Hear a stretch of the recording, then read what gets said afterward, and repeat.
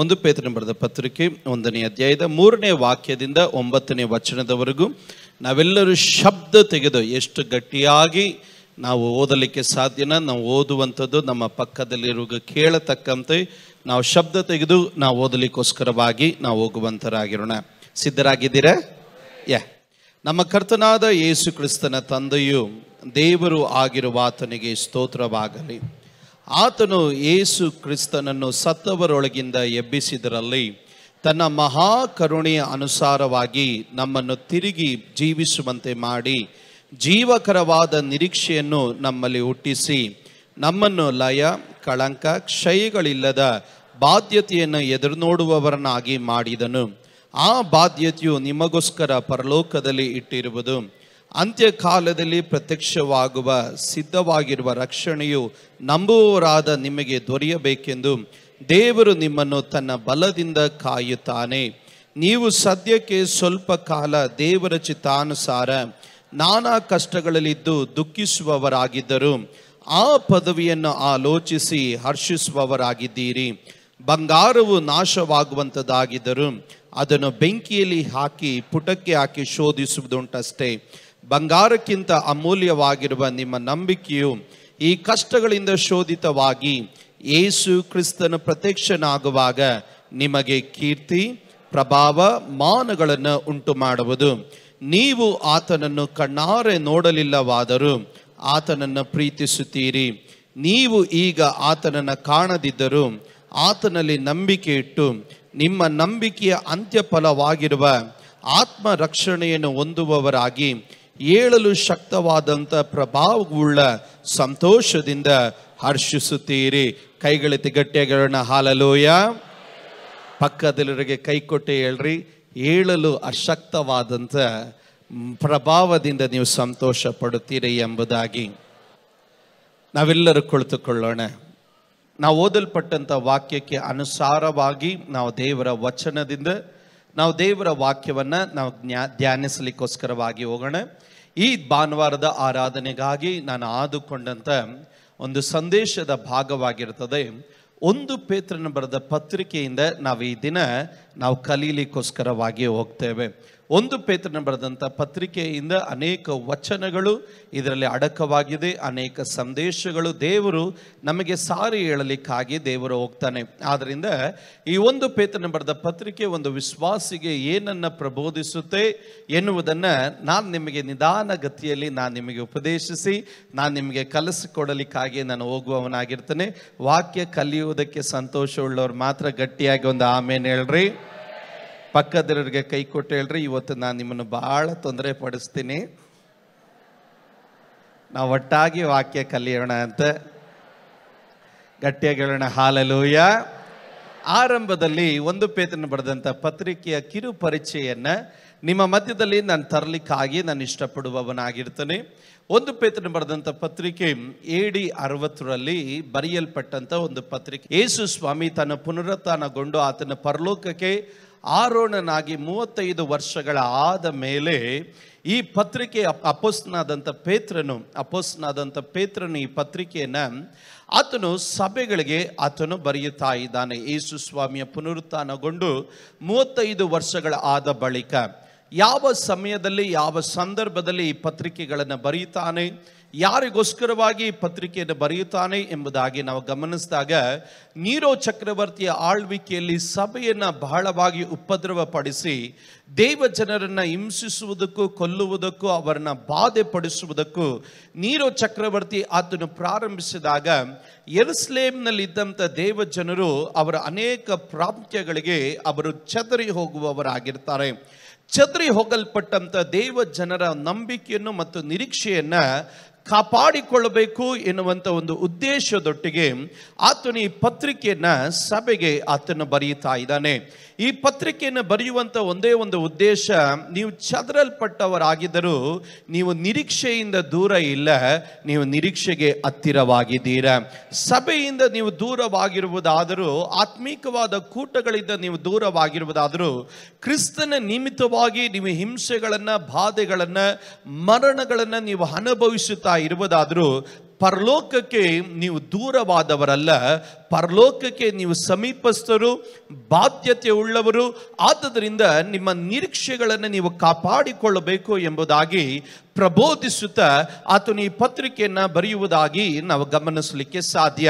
ಸತ್ಯವೇದ ಗ್ರಂಥದಲ್ಲಿ ನಾವು 1 ಪೇತ್ರನ ಬರೆದ ಪತ್ರಿಕೆ 1ನೇ ಅಧ್ಯಾಯದ ಅದರ 1ನೇ ವಚನದಿಂದ ನಾವು ಗಮನಿಸಿದಾಗ, ಯಾರ್ಯಾರಿಗೆ ಯಾವ ಸ್ಥಳದಲ್ಲಿ ಇರುವವರಿಗೆ ಈ ಪತ್ರಿಕೆಗಳನ್ನು ಬರೆಯುತ್ತಾನೆ ಎಂಬುದಾಗಿ ನಾವು ಓದಿದಾಗ ದೇವರ ವಾಕ್ಯ ಹೇಳ್ತದೆ, ಯೇಸು ಕ್ರಿಸ್ತನ ಅಪೊಸ್ತಲನಾದಂಥ ಪೇತ್ರನು ಪಂತ, ಗಲಾತ್ಯ, ಕೊಪ್ಪದೋಯಿಕ, ಆಸಿಯ, ಬಿಥ್ಯೂನಿಯ ಎಂಬ ಸೀಮೆಗಳಲ್ಲಿ ಚದರಿ ಹೋದಂಥ ಪ್ರವಾಸಿಗಳಾದಂಥ ದೇವ ಜನರಿಗೆ ಎಂಬುದಾಗಿ ಆತನು ಹೇಳುತ್ತಾ ಇದ್ದಾನೆ. ನೋಡ್ರಿ, ದೇವರ ವಾಕ್ಯದಲ್ಲಿ ಅಲ್ಲಿ ನಾವು ಗಮನಿಸುವವರಾಗಿದ್ದೇವೆ, 5 ಭಾಗಗಳಲ್ಲಿ 5 ಪ್ರದೇಶಗಳಲ್ಲಿ ಚದರಲ್ಪಟ್ಟಂತ ದೇವ ಜನರಿಗೆ ಆತನು ಉಪದೇಶಿಸುತ್ತಾ ಆತನು ಬರೆಯುತ್ತಾ ಇದ್ದಾನೆ. ಬರೆಯಬೇಕಾದ್ರೆ ಒಂದು ಕಾರ್ಯವನ್ನು ಅಲ್ಲಿ ಸೂಚಿಸುತ್ತಾ ತಾನು ಈ ರೀತಿಯಾಗಿ ಹೇಳ್ತಾ ಇದ್ದಾನೆ. ಆತನು ಹೇಳ್ತಾ ಇದ್ದಾನೆ, ಚದರಿರುವಂತ ಪ್ರವಾಸಿಗಳಾದಂಥ ದೇವ ಜನರಿಗೆ ಎಂಬುದಾಗಿ ಆತನು ಉಲ್ಲೇಖಿಸುತ್ತಾ ಈ ಪತ್ರಿಕೆಯನ್ನ ಆತನು ಆರಂಭಿಸ್ತಾ ಇದ್ದಾನೆ. ಅದರ ಅರ್ಥ ಏನು? ನಾವು ಈ ಲೋಕದಲ್ಲಿ ಪ್ರವಾಸಿಗಳು, ಪರದೇಶಿಗಳು ಮಾತ್ರ. ನಾವು ಈ ಲೋಕದಲ್ಲಿ ಶಾಶ್ವತವಾಗಿ ಇರುವವರಲ್ಲ. ನಮ್ಮ ನಿತ್ಯವಾದ ವಾಸಸ್ಥಾನ ಎನ್ನುವುದು ಪರಲೋಕವಾಗಿರುತ್ತದೆ. ನಾವು ಈ ಲೋಕದಲ್ಲಿ ಯಾವ ದೇಶದಲ್ಲಾಗಲಿ ಯಾವ ಪಟ್ಟಣದಲ್ಲಾಗಲಿ ನಾವು ಎಲ್ಲೇ ಇರುವುದಾದರೂ ಸಹ ನಾವು ವಿಶ್ವಾಸಿಗಳು ಈ ಲೋಕದಲ್ಲಿ ಕೇವಲ ಪ್ರವಾಸಿಗಳು ಮತ್ತು ಪರದೇಶಿಗಳು ಮಾತ್ರವಾಗಿದ್ದೇವೆ. ಮನುಷ್ಯನ ಆಯುಸ್ ಕಾಲ ಎನ್ನುವುದು 70, ಬಲ ಹೆಚ್ಚಂದ್ರೆ 80 ಮಾತ್ರವಾಗಿರುತ್ತದೆ. ಮನುಷ್ಯನು ತಾನು ಎಷ್ಟೇ ದೃಢವಾಗಿ ನಿಂತರೂ ಕೇವಲ ಒಂದು ಶ್ವಾಸ ಮಾತ್ರವಾಗಿರ್ತದೆ. ಈ ಶ್ವಾಸ ಎನ್ನುವುದು ಮನುಷ್ಯನನ್ನು ಬಿಟ್ಟು ಹೋದ್ರೆ ಆ ಮನುಷ್ಯನ ಕೇವಲ ಒಂದು ಸತ್ತಂತ ಶವ ಮಾತ್ರವಾಗಿರ್ತಾನೆ.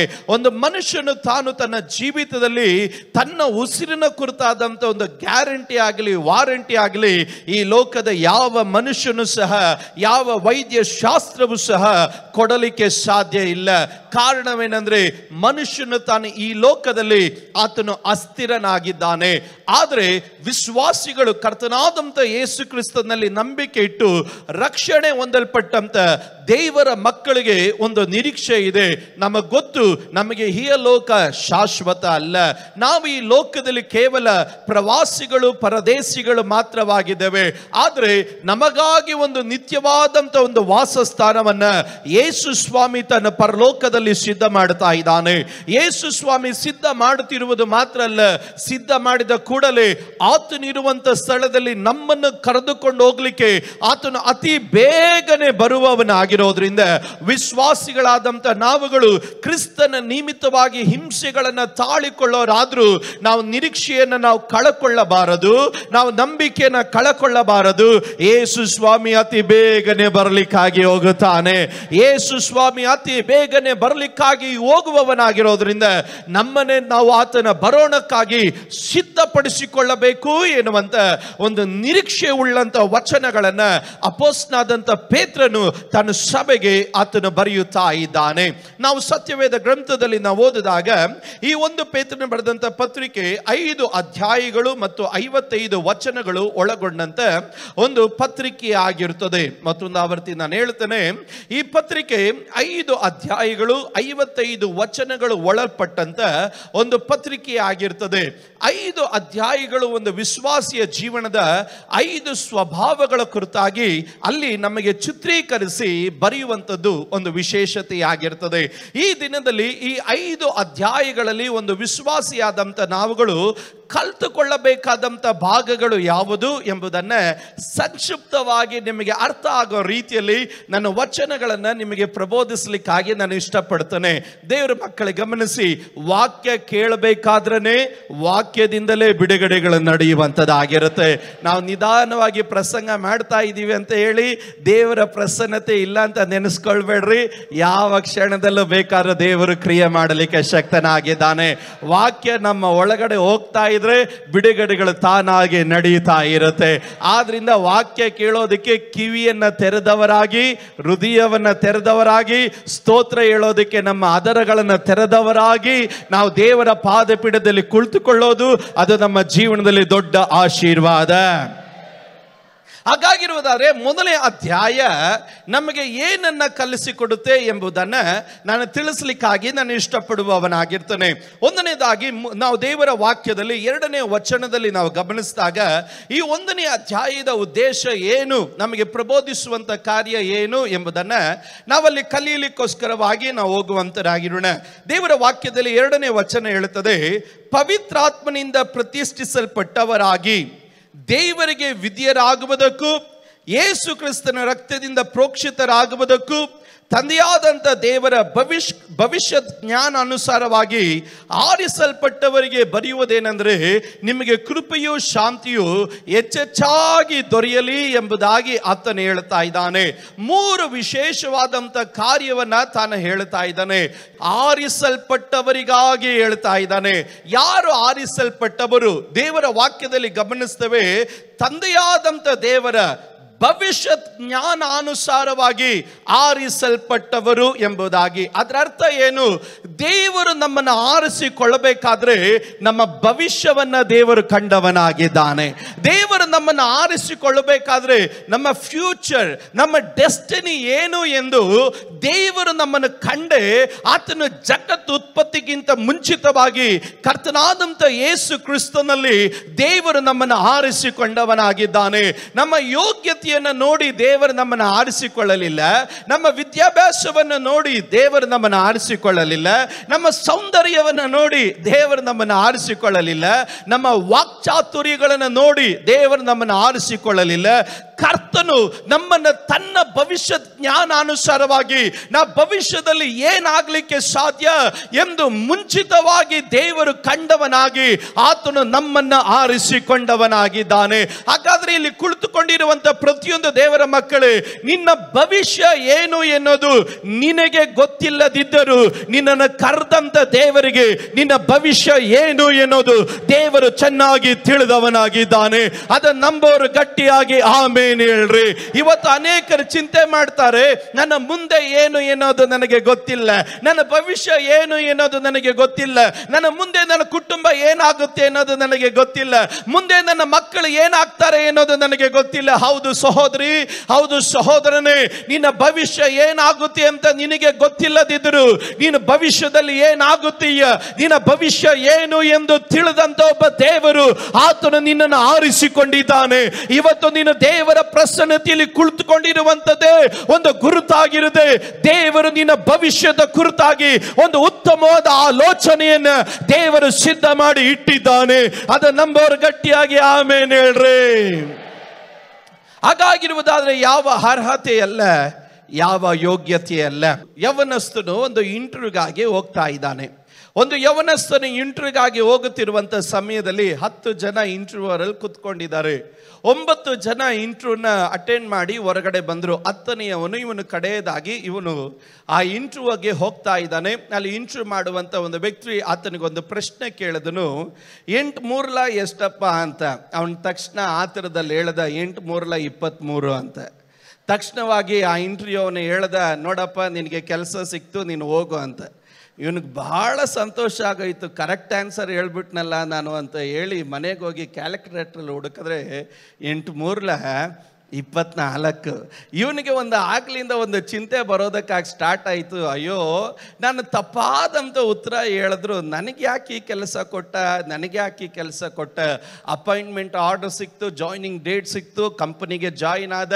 ಆ HR ಕೇಳಬೇಕನ್ನಿಸ್ತು, ಯಾಕಪ್ಪ ನನಗೆ ಈ ಕೆಲಸವನ್ನು ಕೊಟ್ಟೆ, ತಪ್ಪಾದ ಉತ್ತರವನ್ನು ಕೊಟ್ಟನಲ್ಲ, ಆದರೂ ನನಗೆ ಈ ಕೆಲಸ ಕೊಟ್ಟಲ್ಲ ಅಂತ ಕೇಳಬೇಕು. ಅವನು HR ಹತ್ರ ಮಾತಾಡಬೇಕು ಭಯ, ಆದರೂ ಸಹ ಇವನು ಕೇಳಬೇಕು ಅಂತೇಳಿ ಒಂದು ವಾರ ಆ HR ಇಂದನೇ ಸುತ್ತಾಡ್ತಾ ಇದ್ದ, ಇಂಟರ್ವ್ಯೂ ಮಾಡಿದವನ ಸಂಗಡನೇ ಸುತ್ತಾಡ್ತಾ ಇದ್ದ. ಕಡೆಯದಾಗಿ ಒಂದು ದಿವಸ ಕಾಫಿ ಕುಡಿಯುವಂತ ಆ ಟೇಬಲ್ ನಲ್ಲಿ ಇವನು ಸಿಕ್ಕಾಕಿಕೊಂಡ HR. ತಕ್ಷಣವಾಗಿ HR ಹತ್ರ ನಗ್ನಗ್ತಾ ಮಾತಾಡಿ, ಥ್ಯಾಂಕ್ ಯು ಸರ್, ಕೆಲಸ ಕೊಟ್ಟಿದ್ದಕ್ಕೆ ವಂದನೆ ಅಂತ ನಾನಾ ರೀತಿಯಲ್ಲಿ ಆತನು ಹೊಗಳಿ ಕಡೆಯದಾಗಿ HR ಹತ್ರ ಕೇಳ್ತಾನೆ, ಸರ್ ನೀವು ನನಗೊಂದು ಪ್ರಶ್ನೆ ಕೇಳಿದ್ರೆ 8 3 ಎಷ್ಟು ಅಂತ. ನಾನು ಅದಕ್ಕೆ 23 ಅಂತ ಹೇಳಿದೆ, ನೀವು ನನಗೆ ಕೆಲಸ ಕೊಟ್ರಿ ಸರ್. 8 3 23 ಅಲ್ಲ ಸರ್, 8 3 24. ಯಾಕೆ ನೀವು ನನಗೆ ಕೆಲಸ ಕೊಟ್ರಿ ಅಂತ ಕೇಳಿದಾಗ HR ಹೇಳಿದ್ರು, ನೋಡಪ್ಪ ನಿನಗಿಂತ ಮುಂಚೆ ಬಂದ 9 ಜನ ಇದೇ ಪ್ರಶ್ನೆಯನ್ನು ಕೇಳಿದೆ, 8 3 ಎಷ್ಟು ಅಂತ. ಅವರು ಕೆಲವರು ಆರಂಭ ಮಾಡಿದ 8 3 15, 16, 17, 18, 23ವರೆಗೂ ಬಂದವನು ನೀನೊಬ್ಬನೇ ಅಂತ. ಅದರಿಂದ 10ರವರೆಗಾದರೂ ಬಂದಲ್ಲ, ಅದಕ್ಕೆ ನಾನು ಕೆಲಸ ಕೊಟ್ಟೆ ಅಂತ. ಸ್ತೋತ್ರ. ಇವತ್ತು ದೇವ್ರು ನಮ್ಮ ಹತ್ರ ಪ್ರಶ್ನೆ ಕೇಳಿದ್ರೆ ನಾವೆಲ್ಲರೂ ಹಿಂಗೇನೆ 8 3 15, 16, 17 ಹೇಳ್ಕೊಂಡು ಬಂದವರೇ. ಇವತ್ತು ನಾವು ದೇವರ ಸಮ್ಮುಖದಲ್ಲಿ ಕೂತ್ಕೊಂಡಿದ್ದೀವಿ ಅಂತ ಹೇಳಿದ್ರೆ ಅದು ನಮ್ಮ ಯೋಗ್ಯತೆ ಅಲ್ಲ. ದೇವರ ಸಮ್ಮುಖದಲ್ಲಿ ಕೂತ್ಕೊಂಡಿದ್ದೀವಿ ಅಂತ ಹೇಳಿದ್ರೆ ಅದು ನಮ್ಮ ಸಾಮರ್ಥ್ಯ ಅಲ್ಲ. ಅರ್ಹತೆ ಇಲ್ಲದಿರುವಂಥ ನಮ್ಮನ್ನ, ಯೋಗ್ಯತೆ ಇಲ್ಲದಿರುವಂಥ ನಮ್ಮನ್ನ, ಯಾವುದಕ್ಕೆ ಬೇಡದವರಾಗಿದ್ದಂಥ ನಮ್ಮನ್ನ, ಎಲ್ಲರಿಂದ ಕೈ ಬಿಡಲ್ಪಟ್ಟಂಥ ನಮ್ಮನ್ನ, ವಾಕ್ಚಾತುರ್ಯ ಇಲ್ಲದಿರುವಂಥ ನಮ್ಮನ್ನ, ಹಣ ಇಲ್ಲದಿರುವಂಥ ನಮ್ಮನ್ನ, ವಿದ್ಯಾಭ್ಯಾಸ ಇಲ್ಲದಿರುವಂಥ ನಮ್ಮನ್ನ, ಯೋಗ್ಯತೆ ಇಲ್ಲ, ನೀನು ಕಸ ಅಂತ ಹೇಳಿ ತಳ್ಳಿ ಬಿಟ್ಟಂತ ನಮ್ಮನ್ನ, ನೀನು ಉದ್ಧಾರ ಆಗೋದಿಲ್ಲ, ಶಾಪಗ್ರಸ್ತನಂತ ಹೇಳಲ್ಪಟ್ಟಂತ ನಮ್ಮನ್ನ ಭವಿಷ್ಯತ್ ಜ್ಞಾನಾನುಸಾರವಾಗಿ ಕಂಡು ನಿನ್ನ ಮುಖಾಂತರ ನನ್ನ ದೊಡ್ಡ ಕಾರ್ಯ ಮಾಡಲಿಕ್ಕೆ ಸಾಧ್ಯ ಎಂದು ನಮ್ಮನ್ನ ದೇವರ ಸಮ್ಮುಖದಲ್ಲಿ ಕರ ತಂದು ಕುಳಿಸಿದ್ದಾನಲ್ಲ, ಆ ದೇವರ ಕೃಪೆ ಮಾತ್ರವೇ. ಯಾರಾದ್ರೂ ಪಾಸ್ಟರ್ ಇದು ದೇವರ ಕೃಪೆ ಎಂದು ಹೇಳುವವರು ಇರುವುದಾದ್ರೆ ಅವರು ಮಾತ್ರ ಎಷ್ಟು ಗಟ್ಟಿಯಾಗಿ ದೇವರಿಗೆ ಸ್ತೋತ್ರ ಮಾಡಲಿಕ್ಕೆ ಸಾಧ್ಯವಾಗುತ್ತೋ ಅವರು ಮಾತ್ರ ಗಟ್ಟಿಯಾಗಿ ಸ್ತೋತ್ರ ಹೇಳ್ರಿ.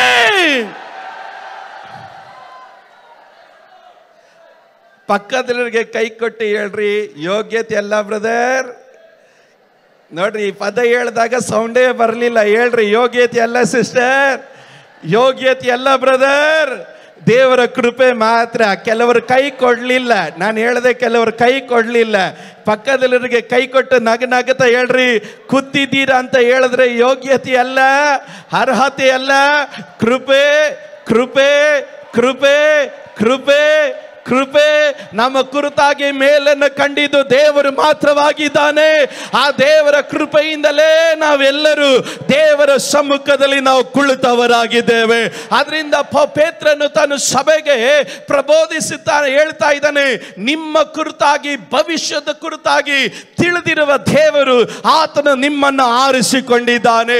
ಹಾಗಾಗಿರುವುದಾದ್ರೆ ಯಾವುದಕ್ಕೋಸ್ಕರವಾಗಿ ದೇವರು ನಿಮ್ಮನ್ನು ಆರಿಸಿಕೊಂಡಿದ್ದಾನೆ? ಒಂದನೇದಾಗಿ ದೇವರ ವಾಕ್ಯ ಹೇಳ್ತದೆ, ಪವಿತ್ರಾತ್ಮನಿಂದ ಪ್ರತಿಷ್ಠಿಸಲ್ಪಡುವುದಕ್ಕಾಗಿ. ಎರಡನೇದಾಗಿ ದೇವರಿಗೆ ವಿದ್ಯರಾಗುವುದಕ್ಕಾಗಿ. ಮೂರನೇದಾಗಿ ಯೇಸು ಕ್ರಿಸ್ತನ ರಕ್ತದಿಂದ ಪ್ರೋಕ್ಷಿಸಲ್ಪಡುವುದಕ್ಕಾಗಿ. ಹಾಗಾದ್ರೆ ಇವತ್ತು ಪ್ರತಿಯೊಂದು ದೇವರ ಮಕ್ಕಳೇ, ರಕ್ಷಣೆ ಹೊಂದಲ್ಪಟ್ಟಂತ ಪ್ರತಿಯೊಂದು ದೇವರ ಮಕ್ಕಳು ನಾವು ಅನುದಿನ ಪವಿತ್ರಾತ್ಮನಿಂದ ನಡೆಯಲ್ಪಡುತ್ತಾ ಇರಬೇಕು. ಅನುದಿನ ನಾವು ಪವಿತ್ರಾತ್ಮನಿಂದ ಶುದ್ಧೀಕರಿಸಲ್ಪಡುತ್ತಾ ಇರಬೇಕು. ಅನುದಿನ ನಾವು ಪವಿತ್ರಾತ್ಮನಲ್ಲಿ ಹೊಸಬರಾಗಿ ನಾವು ಕಾಣಿಸಲ್ಪಡುತ್ತಾ ಇರಬೇಕು. ನಾನು ಆ ಭಾಗವನ್ನು ನಾನು ಮುಟ್ಟೋದಿಲ್ಲ. ಮೂರನೇದಾಗಿ ಆತನು ಹೇಳ್ತಾನೆ, ಎರಡನೇ ಭಾಗಕ್ಕೆ ನಾನು ಬರ್ತೀನಿ, ಆದ್ರೆ ಮೂರನೇದಕ್ಕೆ ಜಂಪ್ ಆಗಿ ನಾನು ಹೇಳ್ತೇನೆ, ಯೇಸುವಿನ ರಕ್ತದಿಂದ ಪ್ರೋಕ್ಷಿಸಲ್ಪಡುವುದಕ್ಕಾಗಿ. ಅದರ ಅರ್ಥ ಏನು? ಪ್ರತಿದಿನ ವಿಶ್ವಾಸಿಗಳು ಯೇಸುವಿನ ರಕ್ತದಿಂದ ತಮ್ಮನ್ನೇ ತಾವು ತೊಳ್ಕೊಳ್ತಾ ಇರಬೇಕು. ಪ್ರಕಟಣೆ ಪುಸ್ತಕ 22ನೇ ಅಧ್ಯಾಯ ಹೇಳುತ್ತೆ, ಯಜ್ಞದ ಕುರಿಯಾದ ತನ್ನ ರಕ್ತದಿಂದ ತಮ್ಮ ನಿಲುವಂಗಿಯನ್ನ ತೊಳಕೊಂಡವರು ಧನ್ಯರು ಎಂಬುದಾಗಿ. ಪ್ರತಿದಿನ ಯೇಸುವಿನ ರಕ್ತದಿಂದ ನಾವು ಪ್ರೋಕ್ಷಿತ ಆಗ್ತಾ ಇರಬೇಕು, ಶುದ್ಧೀಕರಿಸಲ್ಪಡ್ತಾ ಇರಬೇಕು. ನಮ್ಮ ಕುಟುಂಬವನ್ನ ಯೇಸುವಿನ ರಕ್ತದಿಂದ ಮುದ್ರೆ ಇಡಬೇಕು. ನಮ್ಮ ಮಕ್ಕಳನ್ನ ಯೇಸುವಿನ ರಕ್ತದಿಂದ ಮುದ್ರೆ ಇಡಬೇಕು. ನಮ್ಮ ವಾಹನಗಳನ್ನ ಯೇಸುವಿನ ರಕ್ತದಿಂದ ಮುದ್ರೆ ಇಡಬೇಕು. ನಮ್ಮ ಮನೆಗಳನ್ನ ಯೇಸುವಿನ ರಕ್ತದಿಂದ ಮುದ್ರೆ ಇಡಬೇಕು. ನಮ್ಮ ಬಿಸ್ನೆಸ್ ಗಳನ್ನ ಯೇಸುವಿನ ರಕ್ತದಿಂದ ಮುದ್ರೆ ಇಡಬೇಕು. ನಮ್ಮ ತಂದೆ ತಾಯಿಗಳನ್ನ ಯೇಸುವಿನ ರಕ್ತದಿಂದ ಮುದ್ರೆ ಇಡಬೇಕು. ನಮ್ಮ ಆರೋಗ್ಯವನ್ನ ಯೇಸುವಿನ ರಕ್ತದಿಂದ ಮುದ್ರೆ ಇಡಬೇಕು. ನಿಮ್ಮ ಯಾತ್ರೆಗಳನ್ನ ಯೇಸುವಿನ ರಕ್ತದಿಂದ ಮುದ್ರೆ ಇಡಬೇಕು. ನಿನ್ನ ಜೀವನದಲ್ಲಿ ನಿನಗುಳ್ಳಂತ ಸರ್ವಸ್ವದರಲ್ಲೂ ಯೇಸು ಕ್ರಿಸ್ತನ ರಕ್ತದ ಗುರುತು ಇರಬೇಕು. ಯೇಸು ಕ್ರಿಸ್ತನ ರಕ್ತದ ಗುರುತು ಎಲ್ಲಿರುತ್ತೋ ಅಲ್ಲಿ ಸಂಹಾರನ ಬರಲಿಕ್ಕೆ ಸಾಧ್ಯ ಇಲ್ಲ. ಯೇಸು ಕ್ರಿಸ್ತನ ರಕ್ತದ ಗುರುತು ಎಲ್ಲಿರುತ್ತೋ ಅಲ್ಲಿ ಸೈತಾನನ ಬರಲಿಕ್ಕೆ ಸಾಧ್ಯ ಇಲ್ಲ. ಯೇಸು ಕ್ರಿಸ್ತನ ರಕ್ತದ ಗುರುತು ಎಲ್ಲಿರುತ್ತೋ ಅಲ್ಲಿ ನಷ್ಟ ಬರಲಿಕ್ಕೆ ಸಾಧ್ಯ ಇಲ್ಲ. ಯೇಸು ಕ್ರಿಸ್ತನ ರಕ್ತದ ಗುರುತು ಎಲ್ಲಿರುತ್ತೋ ಅಲ್ಲಿ ಹಿಂಜಾರಿ ತೆಗೆದುಕೊಂಡು ಹೋಗೋದಕ್ಕೆ ಸೈತಾನನಿಗೆ ಬರಲಿಕ್ಕೆ ಸಾಧ್ಯ ಇಲ್ಲ. ಕಾರಣ ಯೇಸುವಿನ ರಕ್ತ ಏನದು, ಅದಕ್ಕೆ ಶಕ್ತಿ ಇದೆ. ಯೇಸುವಿನ ರಕ್ತಕ್ಕೆ ಅಧಿಕಾರ ಇದೆ. ಯೇಸುವಿನ ರಕ್ತಕ್ಕೆ ಜೀವ ಇದೆ. ಯೇಸುವಿನ ರಕ್ತ ಮಾತನಾಡುವ ರಕ್ತ, ಯೇಸುವಿನ ರಕ್ತ ಬಿಡಿಸುವ ರಕ್ತ, ಯೇಸುವಿನ ರಕ್ತ ಕ್ಷಮಿಸುವ ರಕ್ತ, ಯೇಸುವಿನ ರಕ್ತ ಕಾಯುವ ರಕ್ತ, ಯೇಸುವಿನ ರಕ್ತ ಮಾತನಾಡುವ ರಕ್ತ, ಯೇಸುವಿನ ರಕ್ತ ಉದ್ಧರಿಸುವ ರಕ್ತ, ಯೇಸುವಿನ ರಕ್ತ ನೀತೀಕರಿಸುವ ರಕ್ತ, ಯೇಸುವಿನ ರಕ್ತ ಶಾಪಗಳನ್ನು ಮುರಿಯುವ ರಕ್ತ, ಯೇಸುವಿನ ರಕ್ತ ನಮಗಾಗಿ ಒಡಕಿನಲ್ಲಿ ನಿಲ್ಲುವ ರಕ್ತ, ಯೇಸುವಿನ ರಕ್ತ ಅದು ಪರಿಶುದ್ಧವಾದ ರಕ್ತ. ಹಾಗಾಗಿರುವುದಾದ್ರೆ ಈ ರಕ್ತದಲ್ಲಿ ಪ್ರೋಕ್ಷಿತರಾಗಿರುವವರನ್ನ ಒಂದು ಸೈತಾನನ ಮುಟ್ಟೋದಕ್ಕೆ ಸಾಧ್ಯ ಇಲ್ಲ.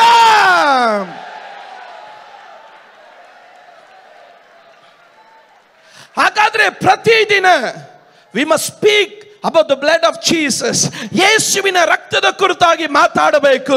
ನೀನು ಬಿಸ್ನೆಸ್ ಅಲ್ಲಿ ನಷ್ಟ ಆಗ್ತಾ ಇದೆಯಾ, ಯೇಸುವಿನ ರಕ್ತವನ್ನು ಪ್ರೋಕ್ಷಿಸು. ಕುಟುಂಬದ ಕುರಿತಾಗಿ ಭಾರ ಪಡುತ್ತಾ ಇದೆಯಾ, ಯೇಸುವಿನ ರಕ್ತವನ್ನು ಪ್ರೋಕ್ಷಿಸು. ಇವತ್ತು ನಿನ್ನ ಜೀವನದಲ್ಲಿ ರೋಗಗಳಲ್ಲಿ ಬಾಧಿಸಲ್ಪಡುತ್ತಾ ಇದೆಯಾ, ಯೇಸುವಿನ ರಕ್ತದಿಂದ ಪ್ರೋಕ್ಷಿಸು. ಮರಣದ ಭಯ ನಿನಗಿದೆಯಾ, ಯೇಸುವಿನ ರಕ್ತದ ಕುರಿತು ಯೇಸುವಿನ ರಕ್ತವನ್ನು ಪ್ರೋಕ್ಷಿಸು. ಕಾರಣ ಈ ರಕ್ತವನ್ನು ದಾಟಿಕೊಂಡು ಬರೋದಕ್ಕೆ ಈ ಲೋಕದ ಯಾವ ಲೂಸಿಫರ್ನಾಗಲಿ ನರಕಕ್ಕಾಗಲಿ ಸಾಧ್ಯ ಇಲ್ಲ. ಕಾರಣ ಈ ರಕ್ತಕ್ಕೆ ಶಕ್ತಿ ಇರುವಂತದಾಗಿರುತ್ತೆ. ಇವತ್ತು ಯೇಸುವಿನ ರಕ್ತ ಕುರಿತಾಗಿ ಎಲ್ಲೇ ಮಾತಾಡಿದ್ರು ಅಲ್ಲಿ ನರಕ ಗಡಗಡನೆ ಗಡಗಡನೆ ಗಡಗಡನೆ ಅದು ನಡಗುವಂತದಾಗಿರುತ್ತೆ. ಅದರಿಂದಲೇ ಬೈಬಲ್ ಹೇಳೋದು, ಅವರು ಯಜ್ಞದ ಕುರಿಯಾದಾತನ ರಕ್ತದಿಂದ ವಾಕ್ಯದ ಬಲದಿಂದ ಅವರು ಸೈತಾನನನ್ನು ಗೆದ್ದರು ಎಂಬುದಾಗಿ. ಅಯ್ಯ, ನೀನು ಸೈತಾನನ ಗೆಲ್ಲೋದಿಕ್ಕೆ ನಿನ್ನ ಹಣದಿಂದ ಆಗೋದಿಲ್ಲ, ನಿನ್ನ ವಾಕ್ಚಾತುರ್ಯದಿಂದ ಆಗೋದಿಲ್ಲ, ನಿನಗೆ ಸಾಮರ್ಥ್ಯದಿಂದ ಆಗೋದಿಲ್ಲ. ಯೇಸುವಿನ ರಕ್ತವನ್ನು ಮಾತನಾಡುತ್ತಾ, ಯೇಸುವಿನ ರಕ್ತವನ್ನು ನೀನು ನಂಬಿಕೆಯಿಂದ ಕೂಗಿ ಹೇಳುತ್ತಾ, ಯೇಸುವಿನ ರಕ್ತವನ್ನು ನೀನು ಪ್ರೋಕ್ಷಿಸುತ್ತಾ ನಡೆಯಬೇಕಾದರೆ ಈ ಯೇಸುವಿನ ರಕ್ತದಿಂದಲೇ ಸೈತಾನನು ತನ್ನ ಗುಪ್ತ ಸ್ಥಳದಲ್ಲಾಗಲಿ, ಸೈತಾನನು ತನ್ನ ಮಾರ್ಮಿಕವಾಗಲಿ, ಸೈತಾನನು ತನ್ನ ರಹಸ್ಯವಾಗಲಿ ನಿನ್ನ ವಿರುದ್ಧವಾಗಿ ಏನೇ ತಂತ್ರ ಮಾಡಿದರು ಈ ರಕ್ತದ ಮುಂದೆ ಅವನು ತನ್ನ ಎಲ್ಲ ಆಯುಧಗಳನ್ನು ನೆಲಕ್ಕೆ ಇಡಲೇಬೇಕು. ಕಾರಣವೇನೆಂದ್ರೆ ಯೇಸುವಿನ ರಕ್ತ ನಮಗೆ ಜಯ ಕೊಡುವ ರಕ್ತವಾಗಿರುತ್ತೆ.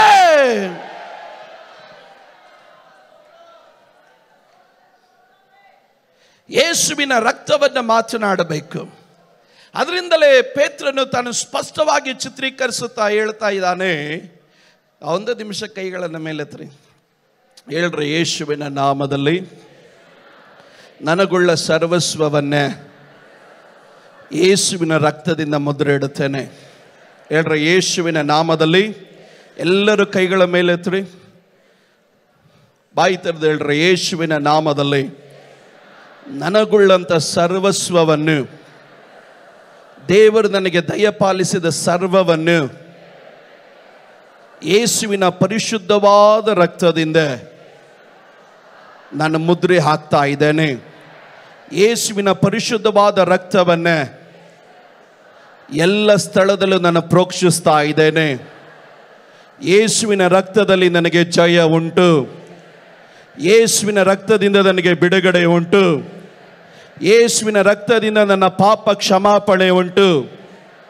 ಯೇಸುವಿನ ರಕ್ತದಿಂದ ನನ್ನ ಶಾಪಗಳು ಮುರಿಯಲ್ಪಡುವುದು. ಯೇಸುವಿನ ರಕ್ತದಲ್ಲಿ ಶಕ್ತಿ ಇದೆ. ಯೇಸುವಿನ ರಕ್ತದಿಂದ ನನಗೆ ಜಯವದೆ.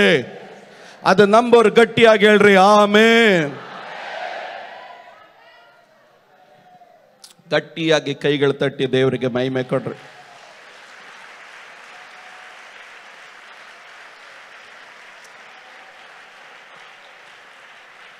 ಈ ರಕ್ತದಲ್ಲಿ ಆಶ್ರಯ ಇಡುವಂತ ಒಬ್ಬನು ಲಜ್ಜೆಗೀಡಾಗಿ ಹೋಗೋದಿಲ್ಲ. ಅದರಿಂದಲೇ ದೇವರ ವಾಕ್ಯ ನಮಗೆ ಸ್ಪಷ್ಟವಾಗಿ ತಿಳಿಸುವಂಥದ್ದು, ದೇವರಿಗೆ ವಿಧೇಯರಾಗುವುದಕ್ಕೆ. ಈಗ ನನ್ನ ಸಂದೇಶದ ಮುಖ್ಯ ಅಂಶಕ್ಕೆ ನಾನು ಬರ್ತಾ ಇದ್ದೇನೆ. ಹಾಗಾದ್ರೆ ಇವತ್ತು ದೇವರ ಮಕ್ಕಳೇ, ಏನಕ್ಕಾಗಿ ದೇವರು ನಮ್ಮನ್ನು ಆರಿಸಿಕೊಂಡಿದ್ದಾನೆ? ದೇವರ ವಾಕ್ಯದಲ್ಲಿ ನಾವು ಗಮನಿಸಿದಾಗ ದೇವರು ನಮ್ಮನ್ನು ಆರಿಸಿಕೊಂಡಿರುವಂಥದ್ದು ದೇವರಿಗೆ ವಿಧಿಯರಾಗುವುದಕ್ಕೆ ದೇವರು ನಮ್ಮನ್ನು ಆರಿಸಿ ಕರೆದುಕೊಂಡಿದ್ದಾನೆ. ಆ ದೇವರ ವಾಕ್ಯ ಹೇಳುತ್ತದೆ, ಯಜ್ಞ ಹೋಮಗಳಿಗಿಂತ ಶ್ರೇಷ್ಠವಾದದ್ದು ವಿಧಿಯತ್ವ ಎಂಬುದಾಗಿ ನಾವು ದೇವರ ವಾಕ್ಯದಲ್ಲಿ ನಾವು ಗಮನಿಸುವವರಾಗಿದ್ದೇವೆ. ಹಾಗಾದ್ರೆ ಕ್ರೈಸ್ತ ಜೀವಿತದಲ್ಲಿ ವಿಧಿಯತ್ವ ಎನ್ನೋದು ಇಲ್ಲದೆ ಹೋದ್ರೆ ಕ್ರೈಸ್ತ ಜೀವಿತ ಎನ್ನೋದು ಆರಂಭನೂ ಆಗಲ್ಲ, ಪರಿಪೂರ್ಣನೂ ಆಗಲ್ಲ. ಕ್ರೈಸ್ತ ಜೀವಿತ ಆರಂಭಿಸಲ್ಪಡುವಂಥದ್ದು ಒಂದು ವಿಧಿಯತ್ವದ ಮುಖಾಂತರ, ಅದು ಪರಿಪೂರ್ಣಗೊಳ್ಳುವಂಥದ್ದು ಒಂದು ವಿಧಿಯತ್ವದ ಮುಖಾಂತರವೇ ಎಂಬುದನ್ನು ನಾವು ಚೆನ್ನಾಗಿ ಅರ್ಥ ಮಾಡಿಕೊಳ್ಳಬೇಕು. ಒಂದನೇದಾಗಿ ಈ 1ನೇ ಅಧ್ಯಾಯದಲ್ಲಿ ಯಾವುದಕ್ಕೆ ನಾವು ವಿಧಿಯರಾಗಬೇಕು ಎನ್ನುವುದನ್ನು ತಿಳಿಸಿಕೊಡ್ತಾನೆ. ನೋಡ್ರಿ, 4 ಪ್ರಧಾನವಾದಂಥ ಕಾರ್ಯಗಳು. ಬರೆದಿಟ್ಕೊಳ್ಳೋರು ಆದಷ್ಟು ಬೇಗ ಬರೆದಿಟ್ಕೊಳ್ರಿ. ಒಂದನೇದಾಗಿ 1 ಪೇತ್ರನು 1ನೇ ಅಧ್ಯಾಯದ 22ನೇ ವಚನ. 1 ಪೇತ್ರನು 1ನೇ ಅಧ್ಯಾಯದ 22ನೇ ವಚನ. ಆತನು ಹೇಳ್ತಾನೆ, ನೀವು ಸತ್ಯೋಪದೇಶಕ್ಕೆ ವಿಧಿಯರಾಗಿದ್ದು ನಿಮ್ಮ ಆತ್ಮಗಳನ್ನು ಶುದ್ಧಿ ಮಾಡಿಕೊಂಡಿದ್ದರಿಂದ ಎಂಬುದಾಗಿ ನಾವು ದೇವರ ವಾಕ್ಯದಲ್ಲಿ ನಾವು ಗಮನಿಸುವವರಾಗಿದ್ದೇವೆ. ಒಂದನೇದಾಗಿ ಅಲ್ಲಿ ಹೇಳ್ತಾ ಇದ್ದಾನೆ, ನಾವು ಪ್ರತಿಯೊಬ್ಬರು ಸತ್ಯ ಉಪದೇಶಕ್ಕೆ ವಿಧಿಯರಾಗಿದ್ದು. ಹಾಗಾದ್ರೆ ಪ್ರತಿಯೊಂದು ವಿಶ್ವಾಸಿ ದೇವರ ವಾಕ್ಯಕ್ಕೆ ವಿಧಿಯನಾಗಬೇಕು. ರೋಮಾಪುರದವರಿಗೆ ಬರೆದ ಪತ್ರಿಕೆ 15ನೇ ಅಧ್ಯಾಯಕ್ಕೆ ಬರೋಣ. 15ನೇ ಅಧ್ಯಾಯದ 4ನೇ ವಚನ. ಪೂರ್ವದಲ್ಲಿ ಬರೆದಿದ್ದೆಲ್ಲ ನಮ್ಮನ್ನು ಉಪದೇಶಿಸುವುದಕ್ಕೆ ಬರೆಯಲ್ಪಟ್ಟಿತು. ನಾವು ಓದಿ ಸ್ಥಿರ ಚಿತ್ತವನ್ನ ಆಧರಣೆಯನ್ನು ಹೊಂದಿ ರಕ್ಷಣೆಯ ನಿರೀಕ್ಷೆ ಉಳ್ಳವರಾಗಿರತಕ್ಕಂತೆ ಈ ಗ್ರಂಥಗಳು ಬರೆಯಲ್ಪಟ್ಟಿದೆ ಎಂಬುದಾಗಿ ನಾವು ದೇವರ ವಾಕ್ಯದಲ್ಲಿ ನಾವು ಗಮನಿಸುವವರಾಗಿದ್ದೇವೆ. ದೇವರ ವಾಕ್ಯ ಹೇಳುತ್ತದೆ, ಈ ವಾಕ್ಯವನ್ನ ದೇವರು ನಮಗಾಗಿ ಏನಕ್ಕಾಗಿ ದೇವರು ಕೊಟ್ಟಿದ್ದು. ದೇವರ ವಾಕ್ಯ ಹೇಳುತ್ತದೆ, ಪೂರ್ವದಲ್ಲಿ ಬರೆದಿರುವಂತ ಎಲ್ಲಾ ವಚನಗಳು ನಮ್ಮನ್ನು ಉಪದೇಶಿಸುವುದಕ್ಕಾಗಿ ದೇವರು ಆತನು ಬರೆದವನಾಗಿದ್ದಾನೆ. ಮುಂದಿನ ವಚನ ಹೇಳುತ್ತದೆ, ನಾವು ಓದಿ ಏನ್ ಮಾಡ್ಬೇಕು? ಗಟ್ಟಿಯಾಗಿ ಹೇಳ್ರಿ, ನಾವು ಏನ್ ಮಾಡ್ಬೇಕು? ನಾವು ಕೇಳಿ ಹೋಗಿ ಅಲ್ಲ, ನಾವು ಓದಿ. ಅನೇಕರು ಕೇಳಿ ಹೋಗ್ತಾರೆ, ಅನೇಕರು ಓದಿ ನೋಡಲ್ಲ. ಬೈಬಲ್ ಹೇಳ್ತದೆ, ಪೂರ್ವದಲ್ಲಿ ಅನೇಕ ಕಾರ್ಯಗಳು ನಮಗೆ ಬರೆಯಲ್ಪಟ್ಟಿದೆ. ಏನಕ್ಕಾಗಿ? ದಾವೀದನ ಕುರಿತಾಗಿ ಬರೆದಿದ್ದಾರೆ, ಅಬ್ರಹಾಮನ ಕುರಿತಾಗಿ ಬರೆದಿದ್ದಾರೆ, ಅನೇಕ ಅಭಿಷಕ್ತರುಗಳ ಕುರಿತಾಗಿ ಬರೆದಿದ್ದಾರೆ. ಏನಕ್ಕೆ? ಅವರ ಜೀವಿತ ನಮಗೊಂದು ಉಪದೇಶವಾಗಿದೆ, ಒಂದು ಟೀಚಿಂಗ್ ಆಗಿರುತ್ತೆ. ಆದ್ರೆ ಬೈಬಲ್ ಹೇಳುತ್ತದೆ, ನಾವು ಕೇಳೋದು ಮಾತ್ರ ಅಲ್ಲ, ನಾವು ಓದಬೇಕು. ನಾವು ಓದಿ ನಾವು ಏನ್ ಮಾಡಬೇಕು? ಇದರಲ್ಲಿರುವಂತ ಸ್ಥಿರ ಚಿತ್ತನವನ್ನ, ಅಂದ್ರೆ ಎಂಡ್ಯೂರೆನ್ಸ್, ದೃಢವಾಗಿ ನಿಲ್ಲುವಂತ ಅನುಭವವನ್ನ, ಎರಡನೇದಾಗಿ ಆಧರಣೆ, ಸಂತೈಸುವಿಕೆಯನ್ನ, ಮೂರನೇದಾಗಿ ರಕ್ಷಣೆಯನ್ನ, ನಾಲ್ಕನೇದಾಗಿ ನಿರೀಕ್ಷೆಯನ್ನ ನಾವು ಹೊಂದುವವರಾಗಿರಬೇಕು ಎಂದು ದೇವರ ವಾಕ್ಯ ಹೇಳುತ್ತದೆ. ಹಾಗಾದ್ರೆ ಈ ವಾಕ್ಯ ಯಾರು ಓದ್ತಾನೋ ಅವನು ಸ್ಥಿರವಾಗಿರ್ತಾನೆ. ಈ ವಾಕ್ಯ ಯಾರು ಓದ್ತಾನೋ ಅವನ ಆಧರಣೆ ಹೊಂದಿಕೊಳ್ತಾನೆ. ಈ ವಾಕ್ಯ ಯಾರು ಓದ್ತಾನೋ ಅವನಿಗೆ ನಿರೀಕ್ಷೆ ಇರುತ್ತೆ. ಈ ವಾಕ್ಯವನ್ನ ಯಾರು ಓದ್ತಾನೋ ಅವನಲ್ಲಿ ಏನಿರುತ್ತೆ ಅಂತ ಹೇಳಿದ್ರೆ, ಅವನ ಜೀವಿತದಲ್ಲಿ ನಾವು ಗಮನಿಸಿದಾಗ ಅವನ ಜೀವಿತದಲ್ಲಿ ಅವನು ಹೊಂದಿಕೊಳ್ಳುವಂತ ಒಂದು ಕಾರ್ಯ ಏನಂದ್ರೆ, ಅವನ ಸ್ಥಿರ ಚಿತ್ತವನ್ನ, ಆತನ ನಿರೀಕ್ಷೆಯನ್ನ ಆತನು ಹೊಂದಿಕೊಳ್ತಾನೆ. ಹಾಗಾದ್ರೆ ಇವತ್ತು ದೇವರ ಮಕ್ಕಳೇ, ನಮ್ಮ ಜೀವಿತಗಳಲ್ಲಿ ಯಾರು ವಾಕ್ಯ ಓದ್ತಾರೋ ಅವರು ಎಂದಿಗೂ ಕದಲೋದಿಲ್ಲ. ಅವರು ಬಂಡೆ ಮೇಲೆ ಕಟ್ಟಲ್ಪಟ್ಟಂತ ಮನೆಯ ಹಾಗೆ ಅವರು ದೃಢವಾಗಿ ನಿಲ್ಲುತ್ತಾರೆ. ಎಂತ ಮಳೆ ಬಂದ್ರು, ಎಂತ ಗಾಳಿ ಬೀಸಿದ್ರು ಅವರು ಕದಲೋದಿಲ್ಲ, ಅವರು ಸ್ಥಿರವಾಗಿ ನಿಲ್ಲುತ್ತಾರೆ. ಒಂದನೇ ಕೀರ್ತನೆ ಹೇಳುತ್ತೆ, ಯಾವನು ದುಷ್ಟನ ಆಲೋಚನೆಯಂತೆ ನಡೆಯದೆ, ಪಾಪಾತ್ಮರ ಮಾರ್ಗದಲ್ಲಿ ನಿಂತುಕೊಳ್ಳದೆ, ಧರ್ಮ ನಿಂದಕರ ಸಂಗಡ ಕೂತುಕೊಳ್ಳದೆ, ಕರ್ತನ ಧರ್ಮಶಾಸ್ತ್ರದಲ್ಲಿ ಆನಂದ ಪಡುವವನಾಗಿ ಅದನ್ನೇ ಹಗಲಿರುಳು ಧ್ಯಾನಿಸುವವನವನು ಎಷ್ಟೋ ಧನ್ಯನು. ಅವನು ನೀರಿನ ಕಾಲುವೆಗಳ ಬಳಿಯಲ್ಲಿ ನೆಡಲ್ಪಟ್ಟಂತ ಮರದ ಹಾಗಿರುತ್ತಾನೆ. ಅಂತ ಮರವು ತಕ್ಕ ಕಾಲದಲ್ಲಿ ಫಲ ಕೊಡುತ್ತದೆ, ಅದರ ಎಲೆ ಬಾಡುವುದೇ ಇಲ್ಲ. ಅದರಂತೆ ಅವನ ಕಾರ್ಯಗಳೆಲ್ಲ ಸಫಲವಾಗುವುದು ಎನ್ನುವುದು ದೇವರ ವಾಕ್ಯ ನಮಗೆ ತಿಳಿಸುತ್ತೆ. ಯಾರು ವಾಕ್ಯವನ್ನು ಓದುತ್ತಾರೋ ಅವರು ಸ್ಥಿರವಾಗಿ ನಿಲ್ಲುತ್ತಾರೆ. ವಾಕ್ಯವನ್ನ ಯಾರು ಓದ್ತಾರೋ ಅವನು ಸ್ಥಿರ ಚಿತ್ತೆಯನ್ನ ಆದರಣೆಯನ್ನ, ರಕ್ಷಣೆಯನ್ನ, ನಿರೀಕ್ಷೆಯನ್ನ ಹೊಂದಿಕೊಳ್ಳೋದು ಮಾತ್ರ ಅಲ್ಲ, ಅವನ ವಾಕ್ಯಕ್ಕೆ ವಿದ್ಯನಾದಾಗ ಆ ವಾಕ್ಯ ಏನ್ ಮಾಡುತ್ತೆ, ಅವನ ಜೀವಿತವನ್ನು ರೂಪಿಸ್ಲಿಕ್ಕಾಗಿ ಪ್ರಾರಂಭವಾಗುತ್ತೆ. ಇವತ್ತು ದೇವರ ಮಕ್ಕಳು ಗಮನಿಸಿ, ಪ್ರತಿಯೊಂದು ದೇವರ ಮಕ್ಕಳು ವಾಕ್ಯಕ್ಕೆ, ಸತ್ಯ ಉಪದೇಶಕ್ಕೆ ನಾವು ವಿದ್ಯರಾಗಿ ನಿಲ್ಲಬೇಕು. ಎರಡನೇದಾಗಿ ಒಬಿಡಿಯನ್ಸ್ ಟು ಹೋಲಿ ಸ್ಪಿರಿಟ್, ಪವಿತ್ರಾತ್ಮನಿಗೆ ವಿಧೇಯರಾಗಬೇಕು. 1 ಪೇತ್ರನು 1ನೇ ಅಧ್ಯಾಯದ 3ನೇ ವಚನದಲ್ಲಿ ಗಮನಿಸ್ತೇವೆ, ನಮ್ಮ ಕರ್ತನಾದಂಥ ಯೇಸು ಕ್ರಿಸ್ತನ ತಂದೆಯು ದೇವರು ಆಗಿರುವ ಆತನಿಗೆ ಸ್ತೋತ್ರವಾಗಲಿ. ಆತನು ಯೇಸು ಕ್ರಿಸ್ತನನ್ನ ಸತ್ತವರೊಳಗೆ ಎಬ್ಬಿಸಿದ್ರಲ್ಲಿ ತನ್ನ ಮಹಾ ಕರುಣೆಯ ಅನುಸಾರವಾಗಿ ನಮ್ಮನ್ನು ತಿರುಗಿ ಜೀವಿಸುವಂತೆ ಮಾಡಿ ಜೀವಕರವಾದಂಥ ನಿರೀಕ್ಷೆಯನ್ನ ನಮ್ಮಲ್ಲಿ ಹುಟ್ಟಿಸಿ ನಮ್ಮನ್ನು ಲಯ, ಕಳಂಕ, ಕ್ಷಯಗಳಿಲ್ಲದ ಬಾಧ್ಯತೆಯನ್ನ ಎದುರು ನೋಡುವವರಾಗಿ ಮಾಡಿದನು. ಆ ಬಾಧ್ಯತೆಯು ನಿಮಗೋಸ್ಕರ ಪರಲೋಕದಲ್ಲಿ ಇಟ್ಟಿರುವುದು. ಬೈಬಲಲ್ಲಿ ಒಂದು ಪದ ಇದೆ, ಮಾಡಿದನು ಎಂಬುದಾಗಿ. ಹಾಗಾದ್ರೆ ದೇವರ ಪವಿತ್ರ ಆತ್ಮನಿಗೆ ಯಾರೆಲ್ಲ ವಿಧೇಯರಾಗ್ತಾರೋ ದೇವರವರನ್ನ ಏನಾದ್ರೂ ಮಾಡ್ತಾನೆ. ಪಕ್ಕದಲ್ಲಿರಿಗೆ ಕೈ ಕೊಟ್ಟು ಹೇಳ್ರಿ, ಪವಿತ್ರಾತ್ಮನ ನಿಮ್ಮನ್ನ ಏನಾದ್ರೂ ಮಾಡಿದನ ಅಂತ ಕೇಳ್ರಿ. ಕೆಲವರು ಕುತ್ಕೊಂಡಿರೋ ರೀತಿ ನೋಡಿದ್ರೆ ಏನಿಲ್ಲ, ಇದ್ದಂಗೆ ಇದ್ದೀವಿ ಅಂತ. ಬೈಬಲ್ ಹೇಳ್ತೆ ಮಾಡಿದನು, ಅದರ ಅರ್ಥ ಇನ್ನು ಮಾಡ್ತಾನೆ ಅಲ್ಲ, ಮಾಡಬಹುದು ಅಲ್ಲ. ಯಾರು ಪವಿತ್ರಾತ್ಮನಿಗೆ ವಿಧೇಯರಾಗ್ತಾರೋ ದೇವರವರನ್ನ ಮಾಡಿದನು. ಏನಂತ ಮಾಡಿದನು? ಒಂದು ಕಾಲದಲ್ಲಿ ಸತ್ತವರಾಗಿದ್ದಂತ ನಿಮ್ಮನ್ನ ಯೇಸು ಕ್ರಿಸ್ತನಲ್ಲಿ ದೇವರು ಮತ್ತೆ ನಿಮ್ಮನ್ನ ಎಬ್ಬಿಸಿ ಆತನು ಜೀವಿಸುವವರಾಗಿ ಮಾರ್ಪಡಿಸುವುದು ಮಾತ್ರ ಅಲ್ಲ, ಬೈಬಲ್ ಹೇಳ್ತೇನೆ ಲಯ, ಕಳಂಕ, ಕ್ಷಯಗಳಿಲ್ಲದಿರುವಂತ ರಾಜ್ಯವನ್ನ ಎದುರು ನೋಡುವವರಾಗಿರತಕ್ಕಂತೆ ದೇವರವರನ್ನ ಮಾಡಿದನು. ಹಾಗಾದ್ರೆ ಪವಿತ್ರಾತ್ಮನಲ್ಲಿ ಜೀವಿಸುವಂತ ಪ್ರತಿಯೊಂದು ವ್ಯಕ್ತಿಗಳನ್ನ ಪವಿತ್ರಾತ್ಮನ ಏನ್ ಮಾಡ್ತಾನೆ ಗೊತ್ತಾ?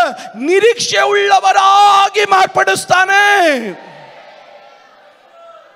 ಹಾಗಾದ್ರೆ ಆತ್ಮನಲ್ಲಿ ನಡೆಯುವಂತ ಪ್ರತಿಯೊಂದು ದೇವರ ಮಕ್ಕಳ ಮುಖ ನೋಡಿದ್ರೆ ಗೊತ್ತಾಗುತ್ತೆ ನಿರೀಕ್ಷೆ ಉಳ್ಳವರು ಅಂತ. ಕಳೆದ ವಾರ ಅಂಕಲ್ ಪ್ರಸಂಗ ಮಾಡಬೇಕಾದ್ರೆ ಹೇಳಿದ್ರು, ದೇವರು ಇವರು ದೇವರು ಅಂತ ಹೇಳ್ಕೊಳ್ಳೋದಕ್ಕೆ ದೇವರು ನಾಚಿಕೆ ಪಡಲಿಲ್ಲ. ಏನಕ್ಕೆ ನಾಚಿಕೆ ಪಡಲಿಲ್ಲ ಗೊತ್ತಾ?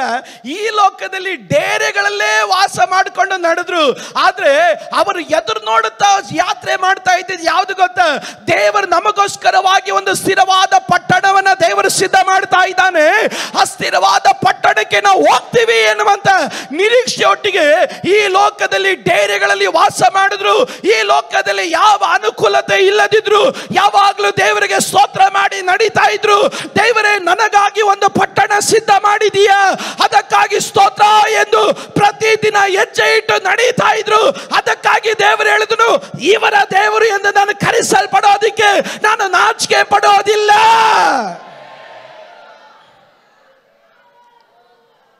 ಇವತ್ತು ಕೆಲವರು ಜಾಬಲ್ಲಿ ಹಣ ಇಲ್ಲ ಅಂದ್ರೆ ಚರ್ಚೆಗೆ ಬರಲ್ಲ. ಇವತ್ತು ಕೆಲವರಿಗೆ ಕಾರ್ ಇಲ್ಲ ಅಂದ್ರೆ ಚರ್ಚೆಗೆ ಬರಲ್ಲ. ನೀವು ಸ್ತೋತ್ರ ಹೇಳಲಿಲ್ಲ ಅಂದ್ರೆ ಕೆಲವರಿಗೆ ಹೊಸ ಬಟ್ಟೆ ಇಲ್ಲ ಅಂದ್ರೆ ಚರ್ಚೆಗೆ ಬರಲ್ಲ.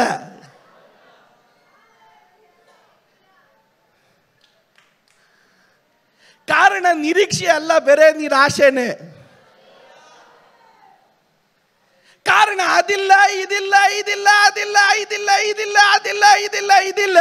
ಬಾಯಿ ತೆರೀಲಿ ನೀವು ಸ್ತೋತ್ರ ಹೇಳದೇ ಇದ್ದಾಗ. ನಿರೀಕ್ಷೆ ಉಳ್ಳಂತ ದೇವರ ಮಕ್ಕಳ ವಿಶೇಷತೆ ಏನ್ ಗೊತ್ತಾ? ಏನಿದ್ರು ಏನಿಲ್ಲದೆ ಹೋದ್ರು ನನಗೊಂದು ಜೀವಕರವಾದ ನಿರೀಕ್ಷೆ ಇದೆ. ಯೇಸು ನನಗಾಗಿ ಎಲ್ಲ ಸಿದ್ಧ ಮಾಡಿಟ್ಟಿದ್ದಾನೆ, ಅದಕ್ಕಾಗಿ ಸ್ತೋತ್ರ ಎಂದು ಹೇಳತಕ್ಕಂತ ಒಂದು ಮನಸ್ಸನ್ನ ದೇವರು ನನಗಾಗಿ ಕೊಟ್ಟಿರುವುದಕ್ಕಾಗಿ ಸ್ತೋತ್ರ. ಇವತ್ತು ಕೆಲವರಿಗೆ ಕ್ರೈಸ್ತ ಜೀವನದಲ್ಲಿ ಬೇರೆ ನಿರೀಕ್ಷೆ ಇಲ್ಲ, ನಿರಾಶೆ ಮಾತ್ರನೇ. 3 ವರ್ಷದಿಂದ ಚರ್ಚಿಗೆ ಬಂದೆ, ಇನ್ನ ನನ್ನ ಜಮೀನು ವಿಷಯ ಏನೂ ಆಗ್ಲಿಲ್ಲ. 1 ವರ್ಷದಿಂದ ಚರ್ಚಿಗೆ ಬರ್ತಾ ಇದ್ದೀನಿ, ದೇವರು ನನ್ನ ಕಣ್ಣೀರೇ ಕಂಡಿಲ್ಲ. ಅಯ್ಯ, ನೀನು ಪವಿತ್ರಾತ್ಮನಿಗೆ ವಿದ್ಯನಾದ್ರೆ ಪವಿತ್ರಾತ್ಮನ ನಿನಗೆ ಮಾಡ್ತಾನೆ. ಏನ್ ಮಾಡ್ತಾನೆ ಗೊತ್ತಾ? ನಿರೀಕ್ಷೆ ಉಳ್ಳಂತ ಒಂದು ವಿಶ್ವಾಸಿಯಾಗಿ ಪವಿತ್ರಾತ್ಮನ ನಿನ್ನನ್ನು ಕನ್ವರ್ಟ್ ಮಾಡ್ತಾನೆ. ಪವಿತ್ರಾತ್ಮ ಉಳ್ಳವನು ಹೇಳುವ ಮಾತು ಕೇಳಿದ್ರೆ ಗೊತ್ತಾಗುತ್ತೆ ಇವನನ್ನ ಪರಿಶುದ್ಧಾತ್ಮನ ರೂಪಾಂತರ ಮಾಡಿದ್ದಾನೆ ಎಂದು. ಇವತ್ತು ಪರಿಶುದ್ಧಾತ್ಮನ ನನ್ನನ್ನು ರೂಪಾಂತರ ಮಾಡಿದ್ದಾನೆ ಎಂದು ಹೇಳುವವರು ಯಾರಾದ್ರೂ ಇದ್ರೆ ಅವರು ಮಾತ್ರ ಗಟ್ಟಿಯಾಗಿ ಒಂದು ಆಮೇಲೆ ಹೇಳ್ರಿ. ಈಗ ಹೇಳ್ರಿ, ಏನಾದ್ರೂ ಆಗಿದ್ದೀರಾ ಪವಿತ್ರಾತ್ಮನಲ್ಲಿ ಅಂತ ಪಕ್ಕದವರಿಗೆ ಕೈ ಕೊಟ್ಟು ಹೇಳ್ರಿ. ಹೇಳ್ರಿ ಬ್ರದರ್, ಸಿಸ್ಟರ್, ಪವಿತ್ರಾತ್ಮನಲ್ಲಿ ಏನಾದ್ರೂ ಆಗಿದ್ದೀರಾ ಅಂತ ಕೇಳ್ರಿ. ಇವತ್ತು ಇದುವರೆಗೂ ಪವಿತ್ರಾತ್ಮನಲ್ಲಿ ನೀವೇನು ಆಗ್ಲಿಲ್ಲ ಅಂತ ಹೇಳಿದ್ರೆ ಇವತ್ತು ಒಪ್ಪಿಸಿಕೊಡ್ರಿ. ಪವಿತ್ರಾತ್ಮನು ನಿಮ್ಮನ್ನ ನಿರೀಕ್ಷೆ ಉಳ್ಳಂತ ಒಂದು ವಿಶ್ವಾಸಿಯಾಗಿ ನಿಮ್ಮನ್ನು ರೂಪಾಂತರ ಮಾಡೋದಿಕ್ಕೆ ನನ್ನ ದೇವರು ಆತನು ಶಕ್ತನಾಗಿದ್ದಾನೆ. ಇನ್ನೊಂದ್ಸಲಿ ಪಕ್ಕದಲ್ಲಿ ಕೈ ಕೊಟ್ಟು ಹೇಳ್ರಿ, ನಿರಾಶೆ ಬೇಡ, ನಿರೀಕ್ಷೆ ಸಾಕು ಅಂತ ಹೇಳ್ರಿ. ಹೇಳ್ರಿ, ನಗ್ನಗತಾ ಹೇಳ್ರಿ. ಆದ್ರಿಂದನೇ ನಾನು ಆರಂಭದಲ್ಲಿ ಹೇಳಿದ್ದು, ಪಕ್ಕದಲ್ಲಿರೋರಿಗೆ ತೊಂದರೆ ಕೊಡ್ತೀನಿ, ಬೇಜಾರು ಮಾಡಬೇಡ್ರಿ ಅಂತ, ಅಡ್ವಾನ್ಸ್ ಆಗಿ ಜಾಮೀನು ತಗೊಳ್ರಿ ಅಂತ. ಮೂರನೇದಾಗಿ ಒಬಿಡಿಯನ್ಸ್ ಟು ದ ಹೋಲಿನೆಸ್, ಪರಿಶುದ್ಧತೆಗೆ ವಿಧೇಯರಾಗಿರಬೇಕು. 1 ಪೇತ್ರ 1ನೇ ಅಧ್ಯಾಯದ 14ನೇ ವಚನ, ನೀವು ಮುಂಚೆ, ಎಲ್ಲರೂ ಗಟ್ಟಿಯಾಗಿ ಹೇಳ್ರಿ, ಮುಂಚೆ. ಇನ್ನೊಂದ್ಸರಿ ಹೇಳ್ರಿ, ನೀವು ಮುಂಚೆ. ಈಗಲ್ಲ, ಗಟ್ಟಿಯಾಗಿ ಹೇಳ್ರಿ, ಈಗಲ್ಲ, ಮುಂಚೆ ಅಜ್ಞಾನಿಗಳಾಗಿದ್ದಾಗ ನಿಮಗಿದ್ದ ದುರಾಶೆಗಳನ್ನು ಅನುಸರಿಸಿ ನಡೆಯುವವರಾಗಿರದೆ ನಿಮ್ಮನ್ನ ಕರೆದಾತನು ನೀವು ಪರಿಶುದ್ಧನಾಗಿರೋ ಪ್ರಕಾರ ವಿದ್ಯರಿಗೆ ತಕ್ಕಂತೆ ನಿಮ್ಮ ಎಲ್ಲಾ ನಡವಳಿಕೆಯಲ್ಲಿ ನೀವು ಪರಿಶುದ್ಧರಾಗಿರ್ರಿ. ಹಾಗಾದ್ರೆ ಇವತ್ತು ದೇವ್ರ ಮಕ್ಕಳಿಗೆ ಗಮನಿಸಿ, ಮುಂಚೆ ನಾವ್ ಏನಾಗಿದ್ವಿ? ಅಜ್ಞಾನಿಗಳಾಗಿದ್ವಿ. ಮುಂಚೆ ನಾವ್ ಏನಾಗಿದ್ವಿ? ವಿವೇಕ ಇಲ್ಲದವರಾಗಿದ್ವಿ. ಮುಂಚೆ ನಾವ್ ಏನಾಗಿದ್ವಿ? ಬುದ್ಧಿ ಇಲ್ಲದವರಾಗಿದ್ವಿ. ಸ್ತೋತ್ರ. ಆಗ ತಪ್ಪು ಮಾಡಿದಾಗ, ಪಾಪ ಮಾಡಿದಾಗ ನಮಗೆಲ್ಲ ಓಕೆ. ಆದ್ರೆ ಈಗ ಮುಂಚೆ ಅಲ್ಲ, ಈಗ ನಾವು ಜ್ಞಾನಿಗಳಾಗಿದ್ದೀವಿ. ಒಂದು ಹಂದಿಯನ್ನ ಕೆಸರಿಂದ ತಗೊಬಂದು ಅದಕ್ಕೆ ಚೆನ್ನಾಗಿ ಸ್ನಾನ ಮಾಡಿಸಿ ಶವರಲ್ಲಿ ಅದಕ್ಕೆ ಚೆನ್ನಾಗಿ ಹೆಡ್ ಆ್ಯಂಡ್ ಶೋಲ್ಡ್ರು ಶಾಂಪು ಹಾಕಿ ಚೆನ್ನಾಗಿ ಅದಕ್ಕೆ ಪೌಂಡ್ಸ್ ಕ್ರೀಮ್ ಹಾಕಿ ಮುಖ ಎಲ್ಲ ಶುದ್ಧಿ ಮಾಡಿ ಲಿಫ್ಟಿಕ್ ಹಾಕಿ ಅದಕ್ಕೆ ಕಿವಿಗಳಿಗೆ ವಾಲೆ ಹಾಕಿ ಚೆನ್ನಾಗಿ ಕಾಣತಕ್ಕಂತೆ ಮಾಡಿದ್ರು. ಸ್ವಲ್ಪ ತಾದ್ಮೇಲೆ ಈ ಹಂದಿ ಅತ್ತ ಇತ್ತ ನೋಡುತ್ತೆ, ಸಿಂಹಾಸನದ ಮೇಲೆ ಕುಳಿಸುತ್ತೆ. ಅವರೆಲ್ಲ ನೋಡಿದಾಗ ಹೇಳುತ್ತೆ, ಈ ಸ್ಥಳ ನನಗೆ ಸೆಟ್ ಆಗಲ್ಲ. ಅದೇನು ಮಾಡುತ್ತೆ? ಬಿಟ್ಟರೆ ಸಾಕು ಅಂತ ಹೇಳಿ ಮತ್ತೆ ಎಲ್ಲಿಗೋಗುತ್ತೆ ಗೊತ್ತಾ? ಎಲ್ಲಿಂದ ಎತ್ಕೊಂಡು ಬಂದ್ವೋ ಅಲ್ಲಿಗೆ ಹೋಗುತ್ತೆ. ಕಾರಣ ಅದಕ್ಕೆ ಮುಂಚೆ ಇದ್ದಿದ್ದೇ ಸ್ವಲ್ಪ ಸೊಗಸು. ನೀವು ಸ್ತೋತ್ರ ಹೇಳದೆ ಇದ್ದಾಗ ಮುಂಚೆ ಇದ್ರಲ್ಲೇ ಸ್ವಲ್ಪ ಆನಂದ, ಮುಂಚೆ ಇದ್ದ ಸ್ಥಳದಲ್ಲೇ ಒಂದು ಧೈರ್ಯ.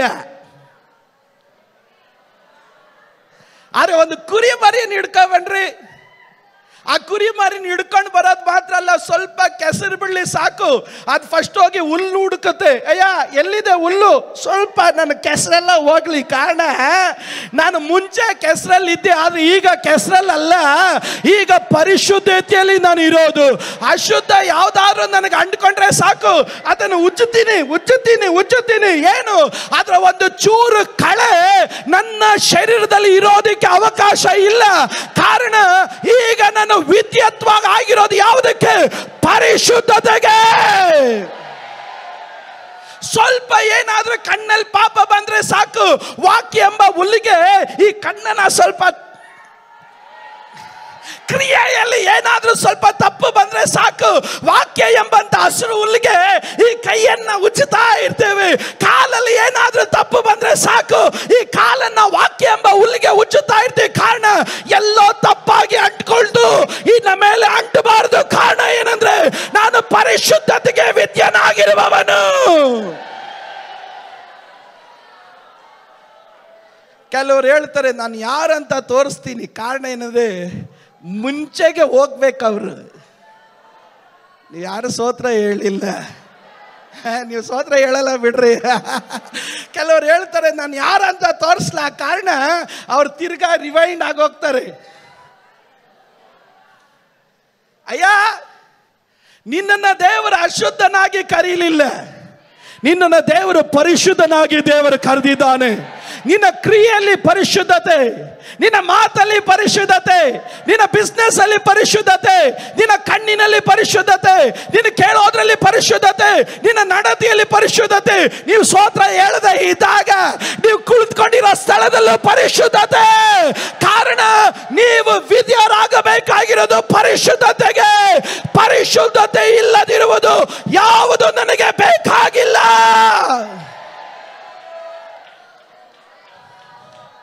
ಕಾರಣ ಪರಿಶುದ್ಧತೆ ಇಲ್ಲದೆ ಯಾರು ದೇವರನ್ನ ಕಾಣಕ್ಕಾಗಲ್ಲಯ್ಯ. ನೀನ್ ದೇವರನ್ನ ಕಾಣಬೇಕಾ, ನೀನು ದೇವರ ಪರಿಶುದ್ಧತೆಗೆ ನೀನು ವಿದ್ಯನಾಗಬೇಕು.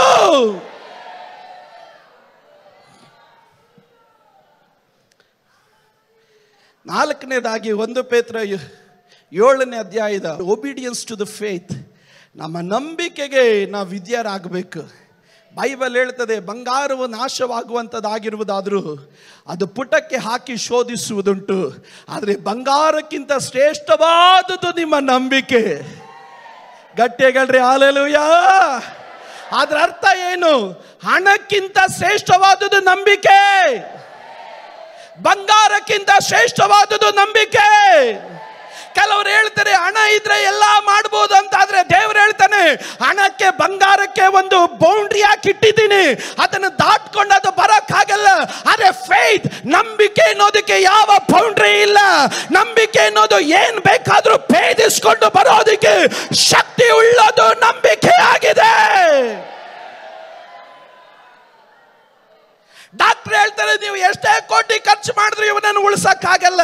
ಅರೆ ನಂಬಿಕೆಯುಳ್ಳವನ ಕಾಲಿಟ್ಟು ಹೇಳ್ತಾನೆ ಯೇಸುವಿನ ನಾಮದಲ್ಲಿ ಎದ್ದು ನಡೆದಾಡು ಅಂತ ಹೇಳಿದಾಗ ಅವನು ಎಂತ ಪರಿಸ್ಥಿತಿಯಲ್ಲಿ ಇರಲಿ ಎದ್ದು ನಡೆದಾಡ್ತಾನೆ. ಕಾರಣ ಏನಂದ್ರೆ ಬಂಗಾರಕ್ಕೆ ಒಂದು ಲಿಮಿಟೇಷನ್ ಇದೆ. ಅಯ್ಯ, ಹಣ ಮಾಡಕ್ಕಾಗದಿರೋದು ನಂಬಿಕೆ ಮಾಡಕ್ ಸಾಧ್ಯ. ಇನ್ನೊಂದ್ಸರಿ ಗಟ್ಟಿಯಾಗಿ ನಾನು ಹೇಳ್ತೇನೆ, ಹಣ ಮಾಡಕ್ಕಾಗದಿರೋದು ನಂಬಿಕೆ ಮಾಡಲಿಕ್ಕೆ ಸಾಧ್ಯ. ಬಂಗಾರ ಮಾಡಕ್ಕಾಗದಿರೋದು ನಂಬಿಕೆ ಮಾಡಲಿಕ್ಕೆ ಸಾಧ್ಯ. ಯಾವುದೇ ವಿಧ ಇನ್ಫ್ಲೂಯೆನ್ಸ್ ಮಾಡಕ್ಕಾಗದಿರೋದು ನಂಬಿಕೆ ಮಾಡಲಿಕ್ಕೆ ಸಾಧ್ಯ. ಇವತ್ತು ನಿನಗೇನು ಇಲ್ಲದಿದ್ರು ನಂಬಿಕೆಗೆ ವಿಧೇಯನಾಗು. ಬೈಬಲ್ ಹೇಳುತ್ತೆ, ನನ್ನವನಾಗಿರುವ ನೀತಿವಂತನು ಬದುಕೋದು ನಂಬಿಕೆಯಿಂದಲೇ. ಅವನು ಹಿಂಜಾರಿ ಹೋದ್ರೆ ಅವನಲ್ಲಿ ನನಗೆ ಸಂತೋಷ ಇಲ್ಲ. ಹಣದಿಂದನೇ ಎಲ್ಲ ಮಾಡಬಹುದಂತ ಕ್ರೈಸ್ತ ಜೀವಿತದಲ್ಲಿ ವಿಧಿ ಬರಿಬೇಡಯ್ಯ. ನಿನ್ನ ಮಕ್ಕಳ ವಿಷಯದಲ್ಲಿ ನಂಬಿಕೆ ಇಡು, ನಿನ್ನ ಬಿಸ್ನೆಸ್ ಅಲ್ಲಿ ನಂಬಿಕೆ ಇಡು, ನಿನ್ನ ಸೇವೆಯಲ್ಲಿ ನಂಬಿಕೆ ಇಡು, ನಿನ್ನ ವಿದ್ಯಾಭ್ಯಾಸದಲ್ಲಿ ನಂಬಿಕೆ ಇಡು. ಎಲ್ಲದನ್ನು ನಂಬಿಕೆಗೆ ವಿದ್ಯತ್ವಕ್ಕೆ ತೆಗೆದುಕೊಂಡು ಬಾ. ನಿನ್ನ ಸರ್ವಸ್ವವನ್ನ ನಂಬಿಕೆ ಎಂಬ ವಿದ್ಯತ್ವಕ್ಕೆ ತೆಗೆದುಕೊಂಡು ಬಂದಾಗ ನಂಬಿಕೆ ಸೋಲು ಹೇಳೋದಿಲ್ಲ, ನಂಬಿಕೆ ಜಯ ಹೇಳುತ್ತೆ. ನಂಬಿಕೆ ಬೀಳುವಂತ ಅನುಭವ ಹೇಳೋದಿಲ್ಲ, ನಂಬಿಕೆ ಉದ್ಧರಿಸಲ್ಪಡುವ ಮಾರ್ಗಗಳನ್ನು ತೆರೆಯುತ್ತೆ. ನಂಬಿಕೆ ನಿನ್ನ ಜೀವನದಲ್ಲಿ ಏನು ಆಗೋದಿಲ್ಲ ಎಂದು ಹೇಳೋದಿಲ್ಲ, ನಂಬಿಕೆ ಹೇಳುತ್ತೆ ನಂಬುವವನಿಂದ ಎಲ್ಲ ಸಾಧ್ಯ. ಹಾಗಾದ್ರೆ ಪ್ರತಿಯೊಂದು ವಿಶ್ವಾಸಿ ನಮ್ಮ ಸರ್ವಸ್ವವನ್ನು ಎಲ್ಲಿಗೆ ತರಬೇಕು ಗೊತ್ತಾ? ನಂಬಿಕೆ ಎಂಬ ವಿದ್ಯತ್ವಕ್ಕೆ ತರಬೇಕು. ಅದು ಎಂಥ ವಿಷಯ ಆಗಿರಲಿ, ಹಣದಿಂದ ಚಲಿಸೋಕೆ ನೋಡಬಾರ್ದು, ನಂಬಿಕೆಯಿಂದ ಚಲಿಸಬೇಕು. ನಂಬಿಕೆ ಚಲಿಸೋದಕ್ಕಾಗಿ ಪ್ರಾರಂಭಿಸಿದಾಗ ಬೈಬಲ್ ಹೇಳ್ತದೆ, ಈ ನಂಬಿಕೆಯಲ್ಲಿ ನೀವು ನಡೆದಾಗ ಇದಕ್ಕೊಂದು ಪ್ರಭಾವ ಇದೆ, ಇದಕ್ಕೊಂದು ಮಹಿಮೆ ಇದೆ. ನಂಬಿಕೆಯಲ್ಲಿ ನೀನು ನಡೆದಾಗ ನಿನ್ನನ್ನು ನೋಡಿ ಹುಚ್ಚರ ಅಂತ ಹೇಳ್ತಾರೆ. ಇದರಿಂದ ನಿನಗೆ ಹಿಂಸೆಗಳು ಬರುತ್ತೆ, ಕಷ್ಟಗಳು ಬರುತ್ತೆ. ಆದ್ರೂ ನಂಬಿಕೆಯನ್ನು ಬಿಡದೆ ನೀನು ಗಟ್ಟಿಯಾಗಿ ಹಿಡ್ಕೊಂಡಾಗ ದೇವರು ಹೇಳ್ತಾನೆ, ಒಂದು ದಿವಸ ನೀನು ಇಟ್ಟಂತ ನಂಬಿಕೆ ಅದು ಲಜ್ಜೆಗೀಡಾಗಿ ಹೋಗೋದಿಲ್ಲ, ಅದು ಪ್ರತಿಫಲವಾಗಿ ಬರುತ್ತೆ. ಯಾವ ರೀತಿಯ ಪ್ರತಿಫಲ? ಅದು ಮಾನ ಪ್ರಭಾವ ಕೀರ್ತಿ ಹೊಂದಿದವರಾಗಿ ಈ ಪ್ರತಿಫಲದೊಟ್ಟಿಗೆ ಈ ನಂಬಿಕೆ ನಿನ್ನ ಜೀವನದಲ್ಲಿ ಹಿಂತಿರುಗಿ ಬರುವುದು. ನಾವು ಅನೇಕ ಸಾರಿ ನಮ್ಮ ಆತ್ಮಿಕರಲ್ಲಿ ಉಂಟಾಗೋ ತೊಂದರೆ ಏನು ಗೊತ್ತಾ? ಆರಾಧನೆ ಮಾಡಿದಾಗ ನಂಬಿಕೆ ಮಾಡ್ತೀವಿ, ಪ್ರಾರ್ಥನೆ ಮಾಡಿದಾಗ ನಂಬಿಕೆ ಇಡ್ತೀವಿ, ಆದರೆ ಕೆಲವೊಂದು ವಿಷಯನ ನಂಬಿಕೆಗೆ ತರಲ್ಲ ನಾವು. ನಮಗಿರುವಂತ ಸರ್ವಸ್ವವು ಅದು ನಂಬಿಕೆಯಿಂದಲೇ ನಡಿಬೇಕು. ನಿನ್ನ ಮಕ್ಕಳು ದೇವರನ್ನ ಅರಿಯದೇ ಇದ್ರು ಅವ್ರನ್ನ ನಂಬಿಕೆಯಲ್ಲಿ ತರಬೇಕು ನೀನು. ಅದರ ಅರ್ಥ ಏನು? ನೀನು ನಂಬಬೇಕು ನನ್ನ ಮಕ್ಕಳ ರಕ್ಷಣೆ ಒಂದು ಬರ್ತಾರೆ. ನಿನ್ನ ಕೈ ಹಚ್ಚುವಂತ ಬಿಸ್ನೆಸ್ ಚಿಕ್ಕದಾಗಿದ್ರು ನಿನ್ ನಂಬಿಕೆ ಇರಬೇಕು, ಇದರಿಂದ ದೇವರು ನನ್ನನ್ನು ಉದ್ಧರಿಸ್ತಾನೆ. ನಿನ್ನ ಸರ್ವಸ್ವವು, ನಿನಗುಳ್ಳಂತ ಎಲ್ಲವೂ ಎಲ್ಲಿಗೆ ತರಬೇಕು? ನಂಬಿಕೆ ಎಂಬ ವಿದ್ಯತ್ವಕ್ಕೆ ತಂದಾಗ, ಈ ನಂಬಿಕೆ ಎಂಬ ವಿದ್ಯತ್ವ ಏನ್ ಮಾಡುತ್ತೆ ಗೊತ್ತೇ? ನಿನ್ನ ಜೀವನದಲ್ಲಿ ಸಂಶಯ, ಭಯ, ಸೋಲು ಇವುಗಳಿಗೆ ಯಾವುದಕ್ಕೂ ಅನುಮತಿ ಕೊಡೋದಿಲ್ಲ. ಈ ನಂಬಿಕೆ ಏನ್ ಮಾಡುತ್ತೆ? ನಿನ್ನನ್ನು ಎಲ್ಲಾ ವಿಷಯಗಳಲ್ಲೂ ಜಯದಲ್ಲಿ ನಡೆಸೋದಕ್ಕಾಗಿ ಪ್ರಾರಂಭವಾಗುತ್ತೆ. ಗಟ್ಟಿಯಾಗಿ ಹೇಳ್ರಿ ಹಲ್ಲೆಲೂಯಾ. ಸಮಯ ಇಲ್ಲದಿರೋದ್ರಿಂದ ಆದಷ್ಟು ಬೇಗ, ಇನ್ನ ಒಂದೇ ಅಧ್ಯಾಯದಲ್ಲಿ ಇದ್ದೀನಿ, ಇನ್ನ 4 ಅಧ್ಯಾಯಗಳಿಗೆ ಬೇಗನೆ ಹೋಗ್ತೀನಿ. ವಿದ್ಯಾನಾಗೋನ್ನ ದೇವರು ಕಟ್ತಾನೆ. ದೇವರು ಹೇಳಿದ ಈ ವರ್ಷ ನಾನು ಕುಟುಂಬಗಳನ್ನು ಕಟ್ತೀನಿ ಅಂತ. ನೀವು ಸ್ತೋತ್ರ ಹೇಳಲಿಲ್ಲ. ದೇವರು ಹೇಳಿದನು ಈ ವರ್ಷ ನಾನು ಯಾವರನ್ನು ಕಟ್ತೇನೆ? ಕುಟುಂಬಗಳನ್ನ ಕಟ್ತೀನಿ ಅಂತ ದೇವರು ಹೇಳಿದನು. ವಿದ್ಯರಾಗುವವರನ್ನೇ ದೇವರು ಕಟ್ಟೋದು. ಯಾವಾಗಿ ದೇವರು ಕಟ್ತಾನೆ ನೋಡ್ರಿ, ನಾ 3 ಕಾರ್ಯ ಆದಷ್ಟು ಬೇಗ ಹೇಳ್ಬಿಡ್ತೀನಿ. ಒಂದನೇದಾಗಿ ಏನಾಗಿ ದೇವರು ನಮ್ಮನ್ನು ಕಟ್ತಾ ಇದ್ದಾನೆ? 1 ಪೇತ್ರ 2:5 second chapter teaches about the building of God. ದೇವರು ನಮ್ಮನ್ನು ಕಟ್ಟುವಂತ ಕಾರ್ಯದ ಕುರಿತಾಗಿ ಮಾತಾಡ್ತಾನೆ. 1 ಪೇತ್ರ 2:5 ಗಮನಿಸಿದಾಗ ದೇವರ ವಾಕ್ಯ ಹೇಳುತ್ತೆ, ನೀವು ಸಹ ಜೀವವುಳ್ಳ ಕಲ್ಲಾಗಿದ್ದು ಆತ್ಮ ಸಂಬಂಧವಾದ ಮಂದಿರವಾಗುವುದಕ್ಕೆ ಕಟ್ಟಲ್ಪಡುತ್ತಾ ಇದ್ದೀರಿ. ಹಾಗಾದ್ರೆ ವಿದ್ಯರಾಗುವವರನ್ನ ದೇವರು ಕಟ್ತಾನೆ. ಏನಾಗಿ ಕಟ್ತಾನೆ ಗೊತ್ತ? ದೇವರು ತನ್ನ ಮಂದಿರವಾಗಿ ದೇವರು ಕಟ್ತಾನೆ. ಬೈಬಲ್ ಹೇಳುತ್ತೆ, ನಾನು ನನ್ನ ಸಭೆಯನ್ನು ಕಟ್ಟುತ್ತೇನೆ, ಪಾತಾಳದ ಗೋಪುರಗಳು ಅವುಗಳನ್ನು ಜಯಿಸೋದಕ್ಕೆ ಸಾಧ್ಯವಿಲ್ಲ.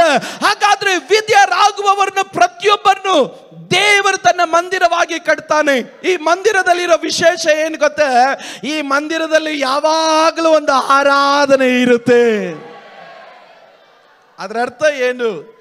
ದೇವರಿಂದ ಕಟ್ಟಲ್ಪಡುವಂತ ಒಂದು ದೇವರ ಮಗು ಆರಾಧನೆಯಿಂದ ದೂರ ಉಳಿಯಲ್ಲ. ಆತನು ಯಾವಾಗಲೂ ಅವನಲ್ಲಿ ಒಂದು ಆರಾಧನೆ ಇದೆ. ಪಕ್ಕದಲ್ಲಿರೋರಿಗೆ ಕೈ ಕೊಟ್ಟು ಹೇಳ್ರಿ, ಆರಾಧನೆ ಇದೆಯಾ ಎಂದು. ಆರಾಧನೆ ಅಂದ್ರೆ ಏನು? ವಿದ್ಯತ್ವನೇ ಆರಾಧನೆ. Obedience is the worship.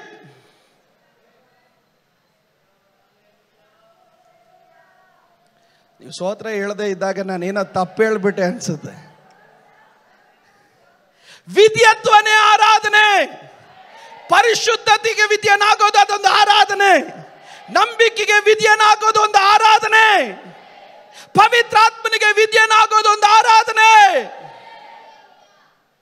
ನೀನು ವಿದ್ಯನಾದಾಗ ದೇವರು ನಿನ್ನನ್ನು ಕಟ್ತಾನೆ. ಏನಾಗಿ ಕಟ್ತಾನೆ? ಒಂದು ಪರಿಶುದ್ಧವಾದ ಆಲಯವಾಗಿ. ಅದರ ಅರ್ಥ ಏನು? ವರ್ಷಕ್ಕೆ 365 ದಿವಸ, ದಿನಕ್ಕೆ 24 ಗಂಟೆ ನೀನು ಗೊತ್ತಿಲ್ಲದಿದ್ರು ನಿನ್ನ ಬಾಯಿಯಲ್ಲಿ ಒಂದು ಆರಾಧನೆ ಮೊಳಗ್ತಾ ಇರುತ್ತೆ. ನೀನು ಗೊತ್ತಿಲ್ಲದಿದ್ರು ನಿನ್ನ ಬಾಯಿಯಲ್ಲಿ ಒಂದು ಸ್ತುತಿ ಮೊಳಗ್ತಾ ಇರುತ್ತೆ. ನೀನು ಆರಾಧನೆಯಿಂದ ದೂರ ಉಳಿಯೋದಕ್ಕೆ ಸಾಧ್ಯವೇ ಇಲ್ಲ.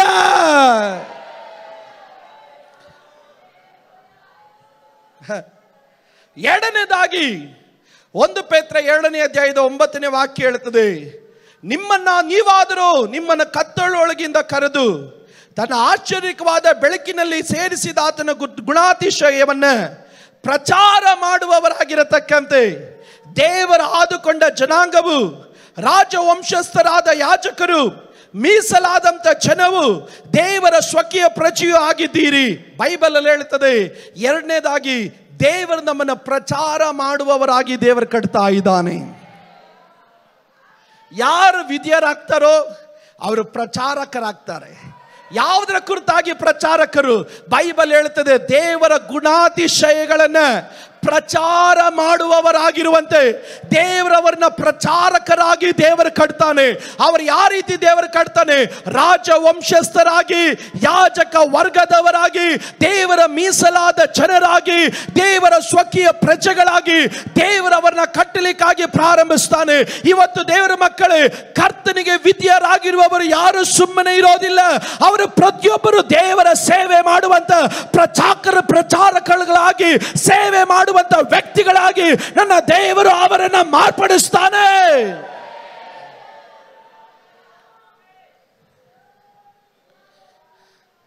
ಮೂರನೇದಾಗಿ ದೇವರ ವಾಕ್ಯ ಹೇಳುತ್ತದೆ, 1 ಪೇತ್ರ 2ನೇ ಅಧ್ಯಾಯದ 24ನೇ ವಚನ ಹೇಳುತ್ತದೆ, ನಾವು ಪಾಪದ ಪಾಲಿಗೆ ಸತ್ತು ನೀತಿವಂತರಾಗಿ ಜೀವಿಸುವಂತೆ ಆತನು ನಮ್ಮ ಪಾಪಗಳನ್ನು ತಾನೇ ದೇಹದಲ್ಲಿ ಹೊತ್ತುಕೊಂಡು ಮರಣದ ಕಂಬವನ್ನು ಏರಿದನು.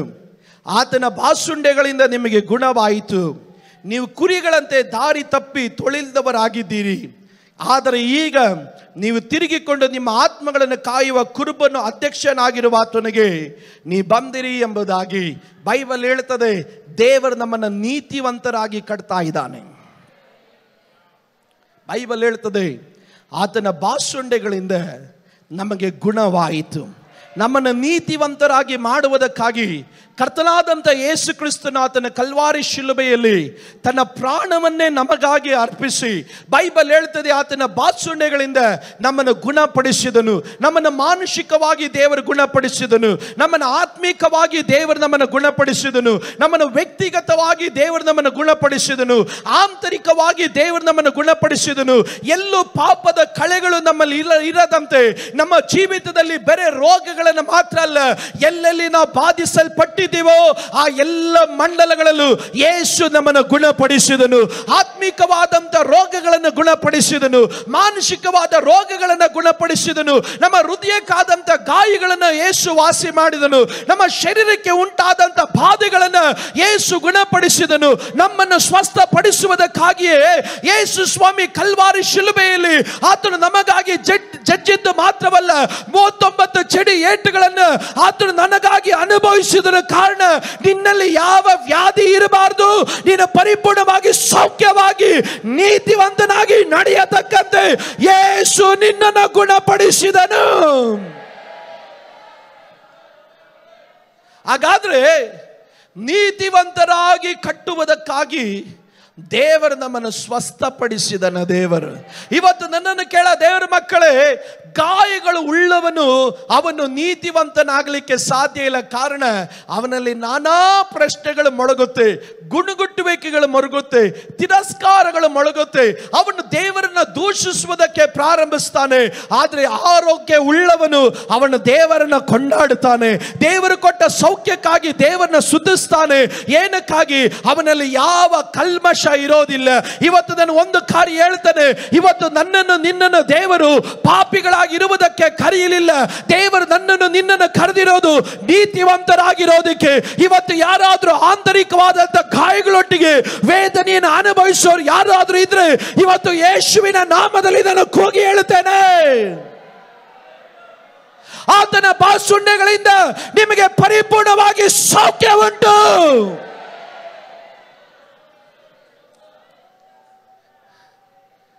ಮೂರನೇ ಅಧ್ಯಾಯಕ್ಕೆ ಪ್ರವೇಶಿಸಿದಾಗ ಕಟ್ಟಲ್ಪಟ್ಟವನು ತನ್ನನ್ನೇ ತನ್ನ ಅಲಂಕಾರ ಮಾಡಿಕೊಳ್ತಾನೆ.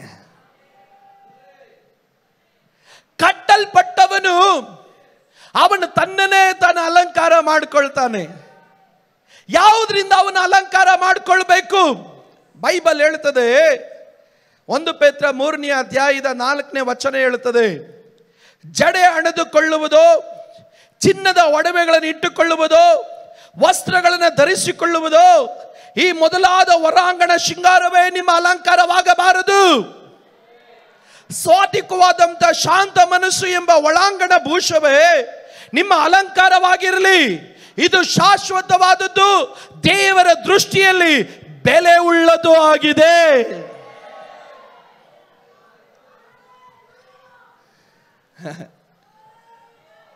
ಪಕ್ಕದಲ್ಲಿರೋ ನೋಡಿ ಹೇಳ್ರಿ, ಚೆನ್ನಾಗಿ ಅಲಂಕಾರ ಮಾಡ್ಕೊಳ್ರಿ ಅಂತ.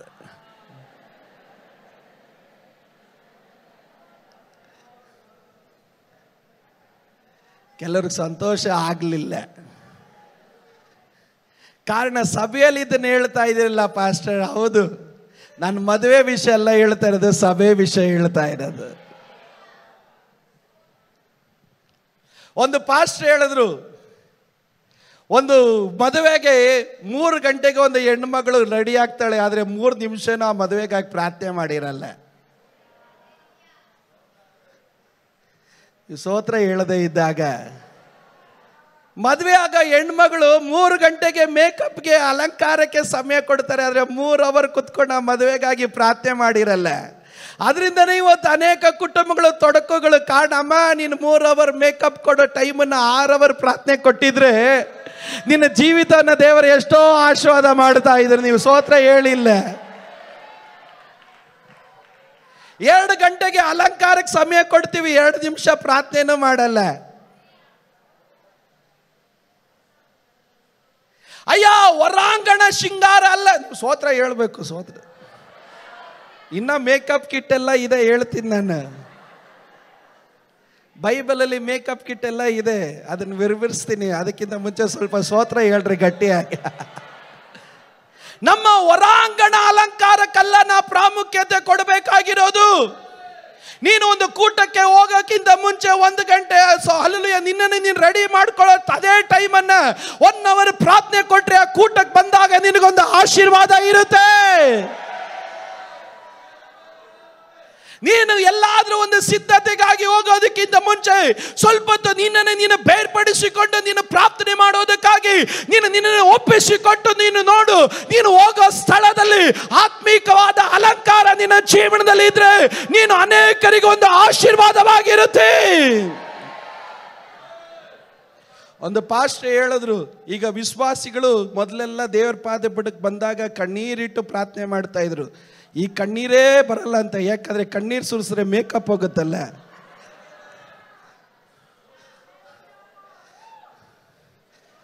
ಈ ಸ್ತೋತ್ರ ಹೇಳದೇ ಇದ್ದಾಗ ಆದ್ರಿಂದ ಕೈ ಎಟ್ಟು ಆರಾಧನೆ ಮಾಡಲ್ಲ, ಚಪ್ಪಾಳೆ ತಟ್ಟಲ್ಲ, ಕಣ್ಣೀರು ಬಂದ್ರು ಅಲ್ಲೇ ಮುಗಿಸೋದು.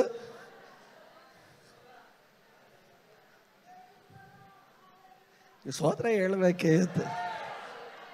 ಕಟ್ಟುವವನು ತನ್ನನ್ನೇ ತಲೆ ಅಹಂಕಾರ ಮಾಡಿಕೊಳ್ತಾನೆ. ದೇವರಿಂದ ಒಬ್ಬನು ಕಟ್ಟಲ್ಪಟ್ಟಿದ್ದಾನ. ನೀವು ಸ್ತೋತ್ರ ಗಟ್ಟಿಯಾಗಿ ಹೇಳಬೇಕು. ಇದು ಬ್ರದರ್ಸ್ಗೆ ಸಿಸ್ಟರ್ಸ್ಗೆ ಮಾತ್ರ ಅಲ್ಲ, ಬ್ರದರ್ಸ್ಗೂ ಸೇರಿನೇ. ಸಿಸ್ಟರ್ಸ್ ಯಾರು ನನ್ನ ಮೇಲೆ ಕೋಪ ಮಾಡ್ಕೋಬೇಡ್ರಿ. ಬ್ರದರ್ಸು ಸಿಸ್ಟರ್ಸು ಎಲ್ಲರೂ ಅಷ್ಟೇನೆ. ನಮ್ಮ ಆಂತರಿಕವಾದ ಅಲಂಕಾರ ಯಾವುದು? ಒಂದು ಸಾತ್ವಿಕತ್ವವಾದಂತ ದೀನ ಮನಸ್ಸು, ಶಾಂತ ಗುಣ ಎನ್ನುವಂಥದ್ದು ನಮ್ಮ ಮೊದಲೇ ಅಲಂಕಾರವಾಗಿರಬೇಕು. ಅದರ ಅರ್ಥ ಏನು? ದೇವರು ಹೇಳ್ತಾನೆ ಇದು ಶಾಶ್ವತವಾದದ್ದು. ದೇವರು ಹೇಳ್ತಾನೆ ನೋಡು ಇದೇ ಬೆಸ್ಟ್ ಅಲಂಕಾರ ಅಂತ. ಅಬ್ಬಬ್ಬಬ್ಬ, ದೇವ್ರ ಪರಲೋಕದಿಂದ ನೋಡಿ ಹೇಳ್ತಾನೆ ಅಬ್ಬಬ್ಬಬ್ಬ, ಎಂತ ಮೇಕಪ್ ಮಾಡ್ಕೊಂಡು ನನ್ನ ಮಕ್ಕಳು ಬಂದಿದ್ದಾರೆ. ಆಕೆ ಮುಖ ನೋಡಿದ್ರೆ ನನಗೆ ಎಷ್ಟು ಸಂತೋಷ. ಕೆಲವರು ನನ್ನ ಮುಖ ನೋಡಕ್ಕೆ ಭಯ ಪಡ್ತಾ ಇದ್ದೀರ. ಕಾರಣ ಬೆಳಬೆಳಗ್ಗೆನೆ ಗಂಡತ್ರ ಜಗಳ ಮಾಡ್ಕೊಂಡು ಬಂದೆ. ಕಾರಣ ಶಾಂತ ಮನಸ್ಸು, ಶಾಂತ ಅಲ್ಲ, ಒಳ್ಳೆ ಮನಸ್ಸಿದ್ರೆ ಸಾಕು, ಶಾಂತ ಬಿಟ್ಬಿಡ್ರಿ. ಶಾಂತ ಮನಸ್ಸು ಇವತ್ತು ಅನೇಕರಿಗಿಲ್ಲ. ಸಿಸ್ಟರ್ ಯಾರೋ ನಿಮ್ಮ ಬಗ್ಗೆ ಹಂಗೆ ಹೇಳಿದ್ರು, ಅಷ್ಟು ಹೇಳಿದ್ರೆ ಸಾಕು, ಇವರೇ ಫುಲ್ ರೆಕಾರ್ಡಿಂಗ್ ಮಾಡ್ಕೊಬಿಡ್ತಾರೆ. ಕೋಪ ಮಾಡ್ಕೊಳ್ಳೋದು. ಅಯ್ಯ, ದೇವ್ರು ನೋಡ್ತಾನೆ ಶಾಂತರು ಧನ್ಯರು, ಅವರು ಭೂಮಿಗೆ ಬಾಧ್ಯರಾಗ್ತಾರೆ. ಆಶೀರ್ವಾದ ಬೇಕಾ? ನೀವು ಸ್ತೋತ್ರ ಹೇಳಿಲ್ಲ ಅಂದ್ರೆ ಟೈಮಿಂಗ್ ನಿಲ್ಸಲ್ಲ ನಾನು. ಸ್ತೋತ್ರ ಹೇಳಬೇಕು. ಆಶೀರ್ವಾದ ಬೇಕಾ?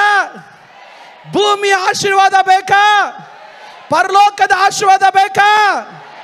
ಎಲ್ಲರೂ ಗಟ್ಟಿಯಾಗಿ ಸ್ತೋತ್ರ ಹೇಳ್ರಿ. ಅದ್ರ ಅರ್ಥ ಏನು ಗೊತ್ತಾ? ಶಾಂತ ಮನಸ್ಸಿರ್ಬೇಕು.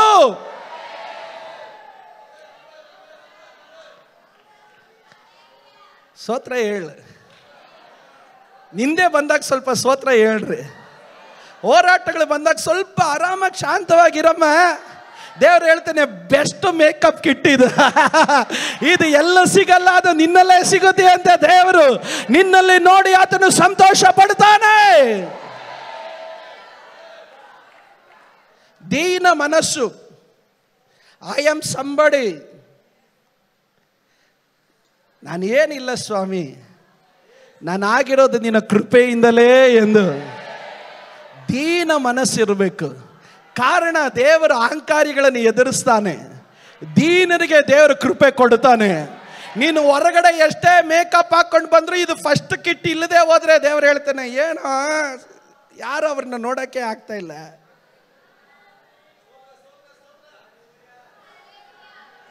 ಬೈಬಲ್ ಹೇಳುತ್ತೆ ದೇವರು ಅಸಹ್ಯ ಪಡುವ ಕಾರ್ಯಗಳಿದೆ. ಏನಂದ್ರೆ ಎಮ್ಮೆಯ ಕಣ್ಣು, ಒಡ ಹುಟ್ಟಿದವರಲ್ಲಿ ಜಗಳ ಬಿತ್ತೋದು, ಸುಳ್ಳು ಸಾಕ್ಷಿ, ಸುಳ್ಳು ನಾಲಿಗೆ. ದೇವ್ರ ವಾಕ್ಯ ಹೇಳ್ತಿ ಇಂಥವನ್ ಕಂಡ್ರೆ ದೇವ್ರು ಹೇಳ್ತಾನೆ ಅಂದ್ರೆ ಅಸಹ್ಯ, ನಾನು ನೋಡೋದೇ ಇಲ್ಲ ಅದ್ ಕಡೆ. ಅದು ಸ್ತೋತ್ರ ಹೇಳದೆ ಇದ್ದಾಗ ಅರೆ ದೇವ್ರು ಹೇಳ್ತಾನೆ ಶಾಂತ ಮನಸ್ಸು, ದೀನ ಸ್ವಭಾವ ಉಳ್ಳವರನ್ನ ನೋಡಿ ಹೇಳ್ತಾನೆ, ಅಬ್ಬಾ ನನ್ನ ಪಾದ ಪೀಠಕ್ಕೆ ಬಂದಾಗ ಎಷ್ಟು ಚೆನ್ನಾಗಿ ಕಾಣ್ತಾ ಇದ್ದಾರೆ, ಇವರು ಎಷ್ಟು ಅಂದವಾಗಿ ಕಾಣ್ತಾ ಇದ್ದಾರೆ ಎಂದು ದೇವರು ಇವರ ವಿಷಯದಲ್ಲಿ ಸಂತೋಷ ಪಡ್ತಾನೆ.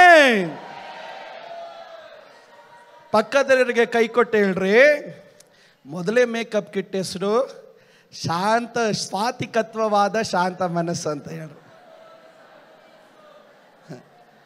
ಎರಡನೇದು 1 ಪೇತ್ರ 3:7 ಗಮನಿಸ್ತೇವೆ. ಅದೇ ರೀತಿ ಪುರುಷರೇ, ಸ್ತ್ರೀಯರು ಪುರುಷನಿಗಿಂತ ಬಲಹೀನಳೆಂದು ಜ್ಞಾಪಕ ಮಾಡಿಕೊಂಡು ನಿಮ್ಮ ಹೆಂಡತಿಯ ಸಂಗಡ ವಿವೇಕತನದಿಂದ ಒಗೆತನ ಮಾಡಿರಿ. ಎರಡನೆಯ ಕಿಟ್ಟಿ ಯಾವ್ದು ಗೊತ್ತಾ? ವಿವೇಕ. ಮನುಷ್ಯನು ವಿವೇಕ ಶೂನ್ಯನಾದ್ರೆ ಪಶುಪ್ರಾಯನು ಅಂತ ದೇವರ ವಾಕ್ಯ ಹೇಳುತ್ತೆ. ಯಾವಾಗ ಮನುಷ್ಯ ವಿವೇಕ ನಷ್ಟಪಡಿಸ್ಕೊಳ್ತಾನೋ ಅವನು ಪಶುಪ್ರಾಯನು. ಅದರ ಅರ್ಥ ಏನು? ಅವನು ಹಸುವಿನ ರೀತಿ ಆಗೋಗ್ಬಿಡ್ತಾನೆ, ಗುಮ್ಮಕ್ಕೆ ಬರ್ತಾನೆ. ಯಾವಾಗ ಜ್ಞಾನ ನಷ್ಟವಾಗುತ್ತೋ, ವಿವೇಕ ಶೂನ್ಯನಾಗ್ತಾನೋ, ಯಾವಾಗ ಅವನಲ್ಲಿ ನಾಲೆಡ್ಜ್, ದೈವಿಕವಾದ ಜ್ಞಾನ ನಷ್ಟವಾಗುತ್ತೋ, ಮುಂದೆ ಬರೋರ್ನ ಗುಮ್ಮು, ಹಿಂದೆ ಬರೋರ್ನ ಗುಮ್ಮು, ಪಕ್ಕದಲ್ಲಿ ಬರೋರ್ನ ಗುಮ್ಮು, ಅಯ್ಯೋ ಅವ್ರ ಹತ್ರ ಹೋಗೋದೇ ಬೇಡ, ಹೋದ್ರೆ ಗುಮ್ತಾನೆ ಅಂತ. ನೀವು ಯಾರು ಸ್ತೋತ್ರ ಹೇಳಿಲ್ಲ. ಕಾರಣ ಏನಂದ್ರೆ ವಿವೇಕ ಇಲ್ಲ. ಕೆಲವ್ರ ಹತ್ರ ಮಾತಾಡೋದಕ್ಕಾದ್ರೂ ಹೋದ್ರೆ ಅಯ್ಯೋ ಅವ್ರ ಹತ್ರ ಮಾತಾಡೋಕ್ಕಿಂತ ಸುಮ್ಮನೆ ಇರೋದೇ ಬೆಸ್ಟ್, ಕಾರಣ ಹೋದ್ರೆ ಗುಮ್ತಾರೆ ಅಂತ. ಕಾರಣ ಆತ ಮನುಷ್ಯ ಅಲ್ಲ, ಪಶು ಅವನು. ಕಾರಣ ವಿವೇಕ ನಷ್ಟವಾಯ್ತಯ್ಯ. ದೇವರನ್ನು ನಾವು ಯಾವುದ್ರಲ್ಲಿ ಅಲಂಕಾರ ಮಾಡಬೇಕು ಅಂತ? ವಿವೇಕತನದಿಂದ ನಮ್ಮನ್ನೇ ನಾವು ಅಲಂಕಾರ ಮಾಡಿಕೊಳ್ಬೇಕು. ಅದರ ಅರ್ಥ ಗುಮ್ಮ ವ್ಯಕ್ತಿಗಳಾಗಬಾರ್ದು, ಕಟ್ಟುವ ವ್ಯಕ್ತಿಗಳಾಗಿರಬೇಕು. ಅದರ ಅರ್ಥ ಭೇದಗಳನ್ನು ಉಂಟು ಮಾಡುವವರಾಗಬಾರ್ದು, ಎಲ್ಲರನ್ನ ಐಕ್ಯತೆಗೆ ತರುವವರಾಗಿರಬೇಕು. ಪಕ್ಕದಲ್ಲಿರೋನ್ ಕೇಳ್ರಿ, ನೀವು ಗುಮ್ಮವ್ರ ವಿವೇಕ ಉಳ್ಳವ್ರ ಅಂತ ಕೇಳ್ರಿ. ಮನೆಗೆ ಹೋದ್ರೆ ಹೆಂಡ್ತಿನ ಗುಮ್ಮೋದು, ಮನೆಗೆ ಹೋದ್ರೆ ಗಂಡನನ್ನು ಗುಮ್ಮೋದು, ಸಭೆಗೆ ಬಂದ್ರೆ ಪಾಸ್ಟರ್ನ ಗುಮ್ಮೋದು, ಏರಿಯಾ ಮೀಟಿಂಗ್ ಹೋದ್ರೆ ವಿಶ್ವಾಸಿ ಗುಮ್ಮೋದು, ಸಂಬಂಧಿಕರ ಮನೆಗೆ ಹೋದ್ರೆ ಅಪ್ಪ ಅಮ್ಮನ ಗುಮ್ಮೋದು. ಸ್ತೋತ್ರ.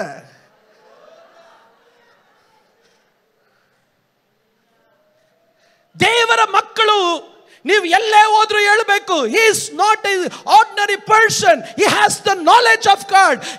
ಯೋಸೇಫನನ್ನು ನೋಡಿ ಹೇಳಿದ್ರು ಇವನಲ್ಲಿ ದೇವರ ವಿವೇಕ ಇದೆ. ದಾನಿಯೇಲನ ನೋಡಿ ಹೇಳಿದ್ರು ಇವನಲ್ಲಿ ದೇವರ ವಿವೇಕ ಇದೆ. ನಮ್ಮನ್ನ ನಿಮ್ಮನ್ನ ನೋಡಿ ಏನ್ ಹೇಳ್ತಾರೆ?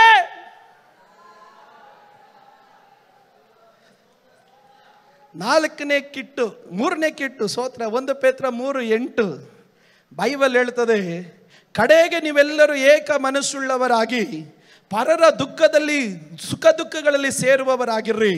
ಅಣ್ಣ ತಮ್ಮಂದರಂತೆ ಒಬ್ಬೊಬ್ಬರನ್ನು ಪ್ರೀತಿಸ್ರಿ. ಕರುಣೆ ದೀನ ಭಾವ ಉಳ್ಳವರಾಗಿರ್ರಿ. ದೇವರ ವಾಕ್ಯ ಹೇಳುತ್ತದೆ, ಅಪಕಾರಕ್ಕೆ ಅಪಕಾರವನ್ನು ಮಾಡದೆ, ನಿಂದೆಗೆ ನಿಂದೆಯನ್ನು ಮಾಡದೆ ಎಲ್ಲರನ್ನು ಆಶೀರ್ವದಿಸಿರಿ.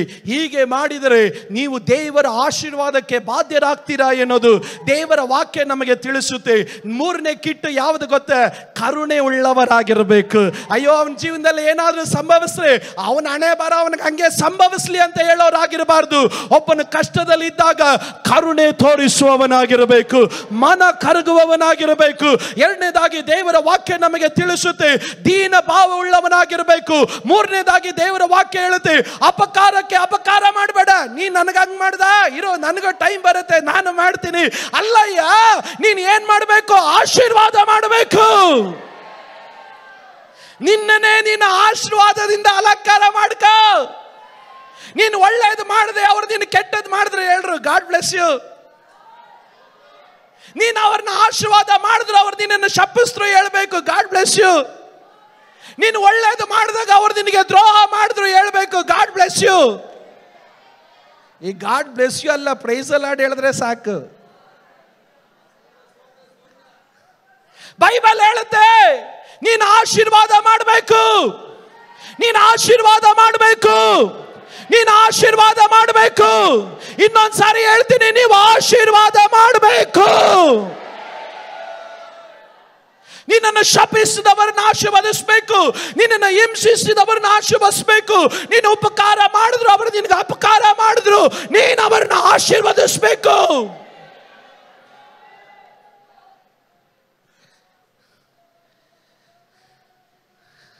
ನಾಲ್ಕನೇ ಕಿಟ್ಟು ಬೈಬಲ್ ಹೇಳ್ತದೆ, 1 ಪೇತ್ರ 3:10 ಹೇಳ್ತದೆ, ನಿನ್ನ ತುಟಿಗಳನ್ನು ಬಿಗಿಯಾಗಿಡ್ಕೋ. ಅದರ ಅರ್ಥ ಏನಂದ್ರೆ, ಕೊಲೋಸ್ಯ 4 ಹೇಳುತ್ತೆ, ನಿನ್ನ ಬಾಯ ಮಾತುಗಳು ರುಚಿಕರವಾಗಿ ರಸವತ್ತಾಗಿರಲಿ ಅಂತ. ಹೇಗಿರ್ಬೇಕು? ನಿನ್ನ ಬಾಯ ಮಾತುಗಳು ರುಚಿಕರವಾಗಿಯೂ ರಸವತ್ತಾಗಿರ್ಲಿ. ಅದರ ಅರ್ಥ ಏನು? ಕೇಳುವವರು ಹೇಳ್ಬೇಕು, ಇನ್ನ ಸ್ವಲ್ಪ ಮಾತಾಡ್ರಿ, ಇನ್ನ ಸ್ವಲ್ಪ ಮಾತಾಡ್ರಿ, ಇನ್ನ ಸ್ವಲ್ಪ ಮಾತಾಡ್ರಿ ಅಂತ ಹೇಳಿ ನಿನ್ನ ಮಾತುಗಳು ರುಚಿಕರವಾಗಿರಬೇಕು. ಬೈಬಲ್ ಹೇಳುತ್ತದೆ, ಜೀವನದಲ್ಲಿ ಸಂತೋಷ ಪಟ್ಟು ನೀನು ಆನಂದ ಪಡಬೇಕ. ಕೆಟ್ಟಕ್ಕೆ ಹೋಗದಂತೆ ನಿನ್ನ ನಾಲಿಗೆಯನ್ನ, ವಂಚನೆಗೆ ಹೋಗದಂತೆ ನಿನ್ನ ತುಟಿಗಳನ್ನ ಬಿಗಿ ಹಿಡಿಯಲಿ. ಕೆಲವರು ನಾಲಿಗೆನೇ ಬಿಗಿ ಹಿಡಿಯಲ್ಲ. ನಾಲ್ಗೆ ಬಿಗಿ ಹಿಡಿದ್ರೆ ಎಲ್ಲ ತೊಂದರೆಗಳಿಂದ ನಿಮ್ಮನ್ನು ರಕ್ಷಿಸ್ಕೊಳ್ತೀರ ನೀವು. ಆ ಕೆಟ್ಟ ಮಾತು, ಆ ಹೊಲಸು ಮಾತು, ಆ ಕುಚೋದ್ಯದ ಮಾತು, ಆ ಹರಟೆ ಮಾತು, ಆ ಅಪನಂಬಿಕೆ ಮಾತು, ಆ ಸಂಶಯ ಮಾತು, ಆ ಗುಣುಗುಟ್ಟಿಕೆ ಮಾತು, ಆ ಹಲಲಿಯ ಕೆಟ್ಟ ಮಾತುಗಳು, ವಂಚನೆ ಮಾತುಗಳು, ಕ್ರೋಧದ ಮಾತುಗಳು, ಮತ್ಸರದ ಮಾತುಗಳು, ಮಾತು ಮಾತು ಮಾತು ಮಾತು ಮಾತು.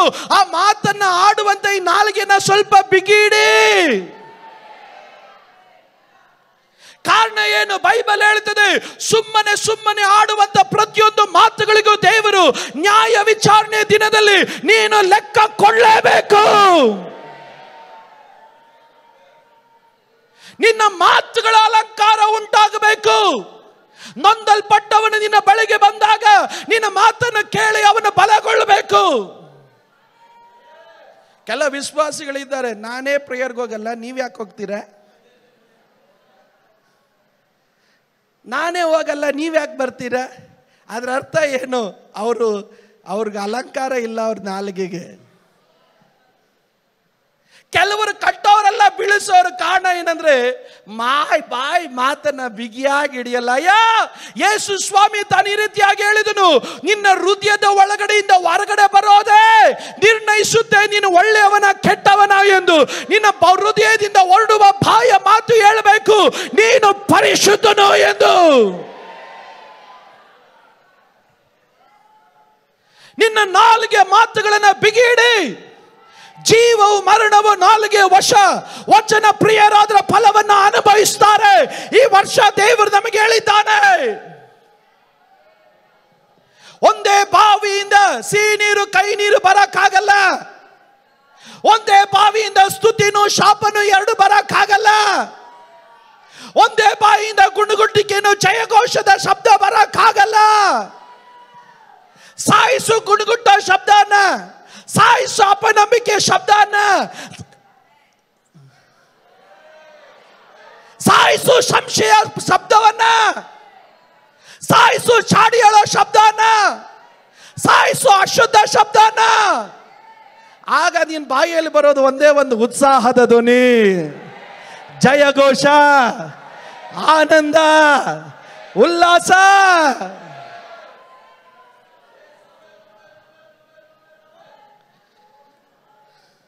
ನಾಲ್ಕನೇ ಅಧ್ಯಾಯ ಹೇಳುತ್ತೆ, ಅಲಂಕಾರ ಮಾಡಿಕೊಂಡಿರೋನು ಸಿದ್ಧನಾಗಿರ್ತಾನೆ. ಅಲಂಕಾರ ಮಾಡಿಕೊಂಡವನು ಮನೆಯಲ್ಲೇ ಕುತ್ಕೊಂಡಿರಲ್ಲ. ನೀವು ಯಾರು ಸ್ತೋತ್ರ ಹೇಳಿಲ್ಲ. ಅಲಂಕಾರ ಮಾಡಿಕೊಂಡಿರೋನು ಸಿದ್ಧನಾಗ್ತಾನೆ. ಏನು ಸಿದ್ಧನಾಗ್ತಾನೆ ಗೊತ್ತಾ? ಅವನಿಗೊಂದು ಕಾರ್ಯ ಗೊತ್ತು, 1 ಪೇತ್ರ 4ನೇ ಅಧ್ಯಾಯಕ್ಕೆ ಪ್ರವೇಶಿಸಿದಾಗ ಆತನು ಹೇಳ್ತಾನೆ, ಬದುಕಿರುವವರಿಗೂ ಸತ್ತವರಿಗೂ ನ್ಯಾಯ ತೀರಿಸುವ ಆತನಿಗೆ, ಸಿದ್ಧನಾಗಿರುವ ಆತನಿಗೆ ಉತ್ತರ ಕೊಡಬೇಕು ಎಂಬುದಾಗಿ. ಅವನು ನೋಡ್ತಾ ಇದ್ದಾನೆ, ತನ್ನನ್ನೇ ತಲೆ ಅಲಂಕರಿಸಿಕೊಂಡವನು ಈಗೋ ಒಬ್ಬನು ಸಿದ್ಧನಾಗಿದ್ದಾನೆ. ಏನಕ್ಕಾಗಿ ಗೊತ್ತಾ? ಬದುಕಿರೋರಿಗೂ ಸತ್ತವರಿಗೂ ನ್ಯಾಯ ತೀರಿಸೋದಕ್ಕೆ ದೇವರು ಸಿದ್ಧನಾಗಿದ್ದಾನೆ. ಅವನಿಗೆ ನಾನು ಉತ್ತರ ಕೊಡಬೇಕು. ಒಬ್ಬ ನ್ಯಾಯಾಧಿಪತಿ ಬಾಗ್ಲಲ್ಲೇ ನಿಂತ್ಕೊಂಡಿದ್ದಾನೆ. ಅಯ್ಯ, ಸತ್ತವರಿಗೂ ಬದುಕಿದವರಿಗೂ ನ್ಯಾಯ ತೀರಿಸಲಿಕ್ಕೆ ಯೇಸು ಸ್ವಾಮಿ ಬರ್ತಾನೆ. ಬಂದಾಗ ನೀನು ಆಡಿದ ಪ್ರತಿಯೊಂದು ಮಾತು, ನಿನಗೆ ದೇವರು ಕೊಟ್ಟ ಸೇವೆ, ನಿನಗೆ ದೇವರು ಕೊಟ್ಟ ರಕ್ಷಣೆ, ದೇವರು ನಿನಗೆ ಕೊಟ್ಟ ಆರೋಗ್ಯ, ದೇವರು ನಿನಗೆ ಕೊಟ್ಟ ಸಮಯ, ದೇವರು ನಿನಗೆ ಕೊಟ್ಟ ಕೃಪೆಯಿಂದ ಏನ್ ಮಾಡಿದೆ ಎಂದು ಆತನಿಗೆ ಉತ್ತರ ಕೊಡಬೇಕು. ಆ ಉತ್ತರವನ್ನು ನಮ್ಮಿಂದ ತೆಗೆದುಕೊಳ್ಳೋದಕ್ಕಾಗಿ ಈಗ ಸತ್ತವರಿಗೂ ಬದುಕಿರುವವರಿಗೂ ನ್ಯಾಯವನ್ನು ತೀರಿಸುವ ದೇವರು ಸಿದ್ಧನಾಗಿದ್ದಾನೆ ಎಂದು ತಿಳಿದು ಇವನ್ ತನ್ನನ್ನೇ ತಾನು ಸಿದ್ಧಪಡಿಸ್ಕೊಳ್ತಾ ಇದ್ದಾನೆ. ಕಾರಣ ಯಾರು ತಪ್ಪಿಸ್ಕೊಳಕ್ಕಾಗಲ್ಲ. ಪ್ರತಿಯೊಬ್ಬನೂ ಆತನ ನ್ಯಾಯಾಸನದ ಮುಂದೆ ನಿಲ್ಲಬೇಕು. ಈ ಲೋಕದಲ್ಲಿ ನೀನು ದೇವರಿಗಾಗಿ ಏನ್ ಮಾಡಿದೆ, ಯಾವ ರೀತಿ ಜೀವಿಸಿದೆ, ಯಾವ ರೀತಿ ನಿನ್ನನ್ನು ನೀನು ಅಲಂಕಾರ ಮಾಡಿಕೊಂಡು ಆತನಿಗಾಗಿ ಸಿದ್ಧವಾಗಿದ್ದಿ ಎಂದು ನಿನ್ನನ್ನೇ ನೀನು ಪ್ರಶ್ನೆ ಮಾಡಿಕೊಂಡು ಆತನ ಮುಂದೆ ಉತ್ತರಕ್ಕಾಗಿ ನಿಲ್ಲಬೇಕಾದ ಒಂದು ಟೈಮ್ ಉಂಟು. ಈ ಸಿದ್ಧತೆಯನ್ನು ಅರ್ಥ ಮಾಡಿಕೊಂಡು ಅವನು ಹೇಳ್ತಾನೆ, ಪೇತ್ರನ್ ಹೇಳ್ತಾನೆ, 1 ಪೇತ್ರ 4:2 ಹೇಳ್ತಾನೆ, ದೇವರ ಚಿತ್ತದ ಪ್ರಕಾರ ಬದುಕುವುದಕ್ಕೆ ಪ್ರಯತ್ನ ಮಾಡಿದನು. ಅವನು ಹೇಳ್ತಾನೆ, ನಾನು ಯಾವುದಕ್ಕಾಗಿ ಸಿದ್ಧನಾಗ್ತಾ ಇದ್ದೀನಿ? ನನ್ನ ಜೀವನದಲ್ಲಿ ನನ್ನ ಚಿತ್ತ ಅಲ್ಲ, ದೇವರ ಚಿತ್ತ ನನ್ನಲ್ಲಿ ನೆರವೇರಲಿ. ಇಷ್ಟು ದಿನ ಹೇಗೋ ನಾನು ಬದುಕದೆ, ಇಷ್ಟು ದಿನ ನನ್ನ ಮನಸ್ಸಿಗೆ ಬಂದಂಗೆ ಬದುಕದೆ, ಇಷ್ಟು ದಿನ ನನ್ನ ಜೀವನಕ್ಕೆ ಯಾವ ರೀತಿ ಮನಸ್ಸಿಗೆ ಬಂದಾಗೆ ನಾನು ಜೀವನ ಮಾಡಿದೆ. ಆದರೆ ಇನ್ನು ಮುಂದೆ ಆ ರೀತಿ ಅಲ್ಲ, ನಾನು ಸಿದ್ಧನಾಗ್ತೀನಿ. ಏನಕ್ಕಾಗಿ ಸಿದ್ಧನಾಗ್ತೀನಿ? ದೇವರ ಚಿತ್ತಾನುಸಾರವಾಗಿ ಬದುಕೋದಕ್ಕೆ. ಪರಲೋಕದಲ್ಲಿ ನಿನ್ನ ಚಿತ್ತ ಯಾವ ರೀತಿ ನೆರವೇರಲ್ಪಡುತ್ತದೋ ಅದೇ ರೀತಿ ಭೂಲೋಕದಲ್ಲಿ ನನ್ನ ಜೀವನದಲ್ಲಿ ನೆರವೇರಲಿ ಎಂದು ದೇವರ ಚಿತ್ತಕ್ಕಾಗಿ ಜೀವಿಸೋದಕ್ಕೆ ನನ್ನನ್ನೇ ನಾನು ಸಿದ್ಧಪಡಿಸಿಕೊಳ್ಳುತ್ತೇನೆ. ಎರಡನೇದಾಗಿ ತಾನು ಹೇಳ್ತಾನೆ, 1 ಪೇತ್ರ 4:7, ನನ್ನ ಪ್ರಾರ್ಥನೆಯಲ್ಲಿ ಸಿದ್ಧನಾಗ್ತೇನೆ. ಆತನು ಹೇಳ್ತಾನೆ, ಎಡಬಿಡದೆ ನಾನು ಪ್ರಾರ್ಥನೆ ಮಾಡ್ತೇನೆ. ಯಾವಾಗಲೂ ನಾನು ಪ್ರಾರ್ಥನೆ ಮಾಡ್ತೇನೆ. ವಿಶ್ರಾಂತಿ ಇಲ್ಲದೆ ಪ್ರಾರ್ಥನೆ ಮಾಡ್ತೇನೆ. ಶೋಧನೆಗೆ ಒಳಗಾಗದೆ ಪ್ರಾರ್ಥನೆ ಮಾಡ್ತೇನೆ. ಎಚ್ಚರವಾಗಿದ್ದು ನಾನು ಪ್ರಾರ್ಥನೆ ಮಾಡ್ತೇನೆ. ನನ್ನ ಪ್ರಾರ್ಥನೆಯಲ್ಲಿ ಸಿದ್ಧನಾಗಿರುತ್ತೇನೆ. ಇವತ್ತು ನನ್ನನ್ನು ಕೇಳೋ ದೇವರ ಮಕ್ಕಳೇ, ನಾನು ಇವತ್ತು ನಿಮಗೊಂದು ಪ್ರಶ್ನೆ ಕೇಳ್ತೀನಿ. Are you ready for the prayer? ಪ್ರಾರ್ಥನೆಗಾಗಿ ಸಿದ್ಧರಾಗಿದ್ದೀರಾ? ಪ್ರಾರ್ಥನೆಯಲ್ಲಿ ಸಿದ್ಧರಾಗಿದ್ದೀರಾ? ಇವತ್ತು ವಿಶ್ವಾಸಿಗಳಲ್ಲಿ ಪ್ರಾರ್ಥನೆ ಇಲ್ಲ, ಕುಟುಂಬ ಪ್ರಾರ್ಥನೆ ಇಲ್ಲ, ವ್ಯಕ್ತಿಗತವಾದ ಪ್ರಾರ್ಥನೆ ಇಲ್ಲ, ಉಪವಾಸ ಪ್ರಾರ್ಥನೆ ಇಲ್ಲ, ಬೇರ್ಪಡುವಿಕೆ ಪ್ರಾರ್ಥನೆ ಇಲ್ಲ, ಸಿದ್ಧತೆಯ ಪ್ರಾರ್ಥನೆ ಇಲ್ಲ, ಕೃತಜ್ಞತೆಯ ಪ್ರಾರ್ಥನೆ ಇಲ್ಲ, ಸಮರ್ಪಣೆಯ ಪ್ರಾರ್ಥನೆ ಇಲ್ಲ, ಒಪ್ಪಿಸಿಕೊಡಲ್ಪಡತಕ್ಕಂಥ ಪ್ರಾರ್ಥನೆ ಇಲ್ಲ, ದೇಶಕ್ಕಾಗಿ ಪ್ರಾರ್ಥನೆ ಇಲ್ಲ, ಕುಟುಂಬಕ್ಕಾಗಿ ಪ್ರಾರ್ಥನೆ ಇಲ್ಲ, ಮಕ್ಕಳಿಗಾಗಿ ಪ್ರಾರ್ಥನೆ ಇಲ್ಲ, ತಲೆಮಾರುಗಳಿಗಾಗಿ ಪ್ರಾರ್ಥನೆ ಇಲ್ಲ, ಪರಿಶುದ್ಧತೆಗಾಗಿ ಪ್ರಾರ್ಥನೆ ಇಲ್ಲ, ಬೇರ್ಪಡುವಿಕೆಗಾಗಿ ಪ್ರಾರ್ಥನೆ ಇಲ್ಲ. ಅಯ್ಯ, ಪ್ರಾರ್ಥನೆ ಇಲ್ಲದೆ ನಿನ್ನ ಆತ್ಮೀಕವಾದ ಜೀವಿತದಿಂದ ನಡೆಸುತ್ತಾ ಇದೆಯಾ ಅಂದ್ರೆ ನೀನೊಂದು ಬರಡು ಭೂಮಿ. ಪ್ರಾರ್ಥನೆಯಲ್ಲಿ ಸಿದ್ಧರಾಗ್ರಿ.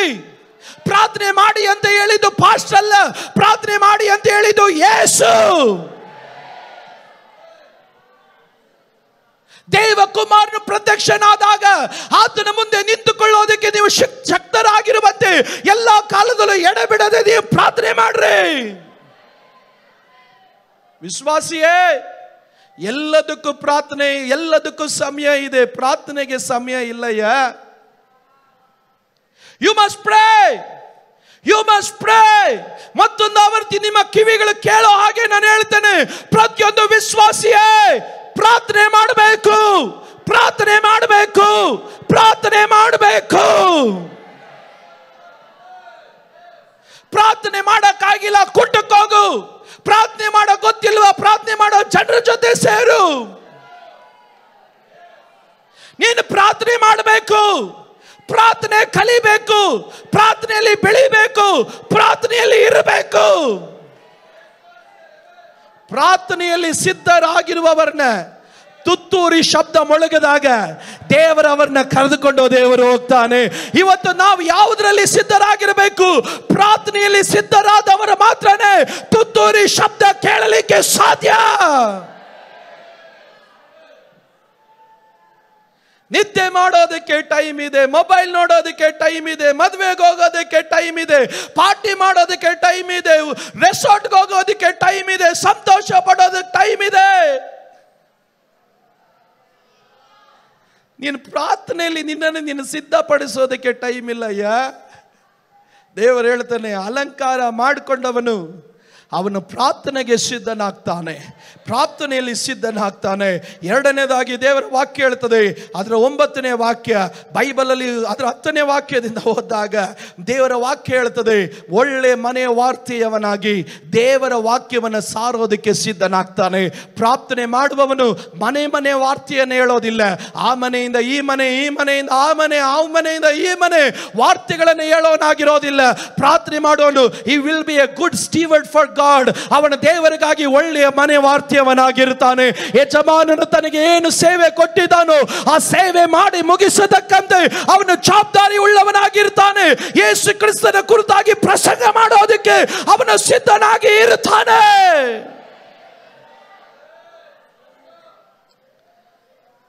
ಒಂಬತ್ತನೇ ವಾಕ್ಯ ಹೇಳುತ್ತದೆ, ಸಿದ್ಧನಾದವನು ಆತನು ದೇವರ ಸಭೆಯಲ್ಲಿ ಸೇವೆ ಮಾಡೋದಕ್ಕೆ ಅವನು ಸಿದ್ಧನಾಗಿರ್ತಾನೆ. ಅಲಂಕಾರ ಮಾಡಿಕೊಂಡವನು ದೇವರ ಸಭೆಯಿಂದ ದೂರ ಉಳಿಯೋದಿಲ್ಲ. ದೇವರ ಸಭೆಗಾಗಿ ಸೇವೆ ಮಾಡೋದಕ್ಕೆ ತನ್ನ ಪ್ರಸಂಗದಿಂದಾಗಲಿ, ತನ್ನ ಕ್ರಿಯೆಗಳಿಂದಾಗಲಿ, ತನ್ನ ತೋಳ್ಬಲದಿಂದಾಗಲಿ, ತನ್ನ ವರಮಾನದಿಂದಾಗಲಿ ಯಾವುದ್ರಲ್ಲಾದರೂ ಸಹ ಕರ್ತನ ಸೇವೆ ಮಾಡೋದಕ್ಕೆ ಸಿದ್ಧನಾಗಿರ್ತಾನೆ. ಇವತ್ತು ನಾನು ಕೇಳ್ತೇನೆ, ಸಭೆಯಲ್ಲಿರೋ ಬರುವಂತ ಪ್ರತಿಯೊಂದು ವಿಶ್ವಾಸಿಗಳೇ, ನೀವು ಸಭೆಯಲ್ಲಿ ಸೇವೆ ಮಾಡೋದಕ್ಕೆ ಸಿದ್ಧರಾಗಿದ್ದೀರಾ?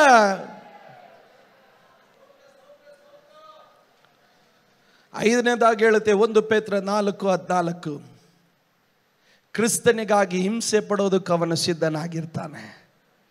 ರಕ್ತ ಸಾಕ್ಷಿ ಆದರೂ ಪರವಾಗಿಲ್ಲ, ಯೇಸು ಸ್ವಾಮಿಗಾಗಿ ಸೇವೆ ಮಾಡಿ ನಾನು ಸಾಯ್ತೀನಿ ಹೊರತು ನಾನು ಯೇಸು ಸ್ವಾಮಿಯನ್ನು ಬಿಟ್ಟು ನಾನು ಜೀವಿಸೋದಿಲ್ಲ.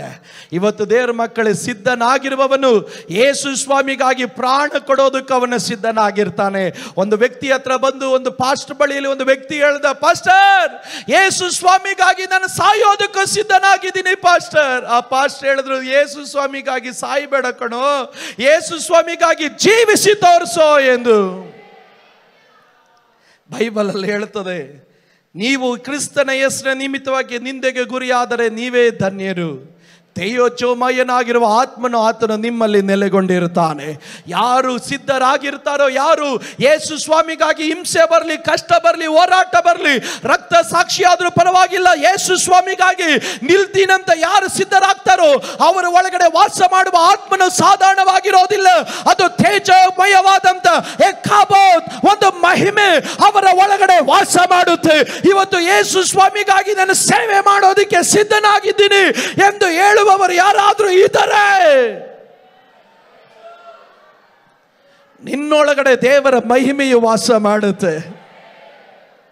5ನೇ ಅಧ್ಯಾಯ ಹೇಳುತ್ತೆ, ಸಿದ್ಧರಾದವರು ಶಕ್ತರಾಗಿರ್ತಾರೆ. ಸಿದ್ಧರಾದವರು ಬಲಹೀನರಾಗಿರೋದಿಲ್ಲ, ಸಿದ್ಧರಾದವರು ಶಕ್ತರಾಗಿರ್ತಾರೆ. ಬೈಬಲಲ್ಲಿ ಹೇಳುತ್ತೆ, 1 ಪೇತ್ರ 5:5-11 ಹೇಳುತ್ತದೆ, ಗರ್ಜಿಸುವ ಸಿಂಹದ ಪಾದಿಯಲ್ಲಿ ಯಾರನ್ನು ನುಂಗಬೇಕೆಂದು ಸೈತಾನನು ಹುಡುಕುತ್ತಾ ತಿರುಗಾಡಬೇಕಾದ್ರೆ ನಂಬಿಕೆಯಲ್ಲಿ ದೃಢವಾಗಿದ್ದು ಅವನನ್ನು ಎದುರಿಸಿರಿ.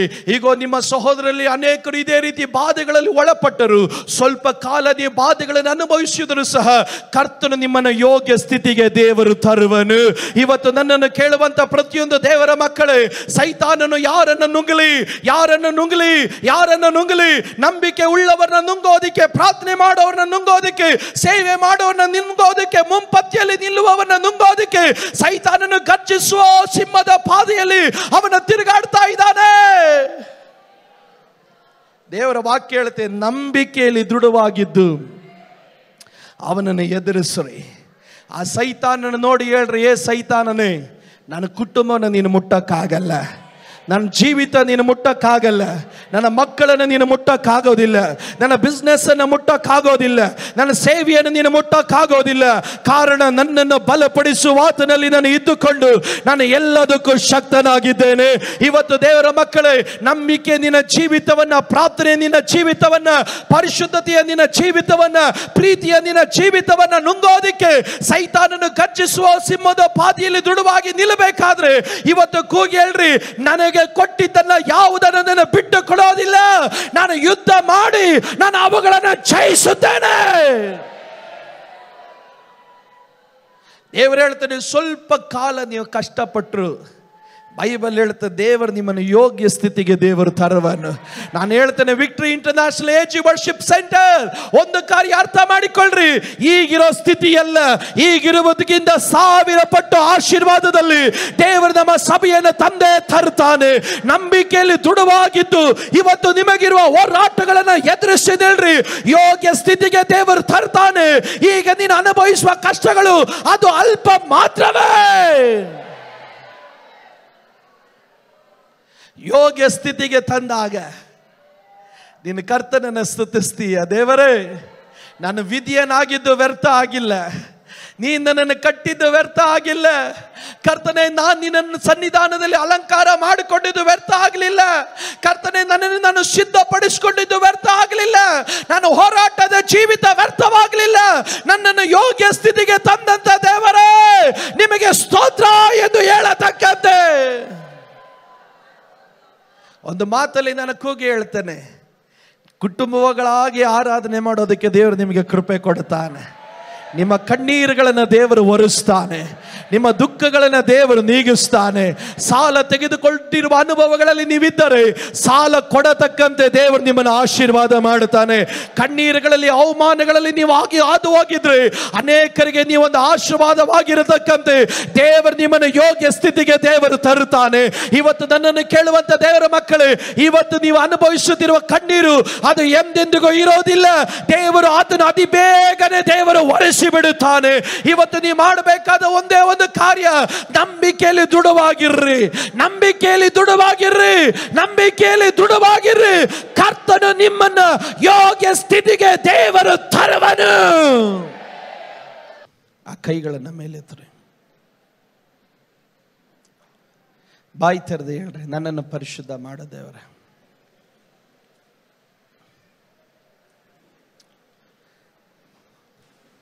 ನಾನು ವಿಧಿಯನಾಗ್ತೇನೆ, ನನ್ನನ್ನು ಕಟ್ಟು ದೇವರೇ. ನನ್ನನ್ನೆಲ್ಲ ಅಲಂಕರಿಸಿಕೊಳ್ಳೋದಕ್ಕೆ ಸಿದ್ಧನಾಗ್ತೇನೆ. ನಾನು ಸಿದ್ಧನಾಗಿ ನಿನ್ನ ಸೇವೆ ಮಾಡ್ತೇನೆ. ನಾನು ನಂಬಿಕೆಯಲ್ಲಿ ದೃಢವಾಗಿ ನಿಲ್ತೇನೆ. ನಿನ್ನ ವಾಕ್ಯ ಅನುಸಾರವಾಗಿ ನನ್ನನ್ನು ಕಟ್ಟು. ಎಲ್ಲರ ಬಾಯಿ ತೆರೆದು ಪ್ರಾರ್ಥನೆ ಮಾಡೋಣ. ಒಂದು 2 ನಿಮಿಷ ಎಷ್ಟು ಗಟ್ಟಿಯಾಗಿ ಅನ್ಯ ಭಾಷೆಯಲ್ಲಿ ಮಾತಾಡೋಕ್ಕಾಗುತ್ತೋ ಅಷ್ಟು ಗಟ್ಟಿಯಾಗಿ ಮಾತಾಡ್ರಿ ಬ್ರದರ್ಸ್. ಇನ್ನು ಗಟ್ಟಿಯಾಗಿ ಅನ್ಯ ಭಾಷೆಯಲ್ಲಿ ಮಾತಾಡ್ರಿ.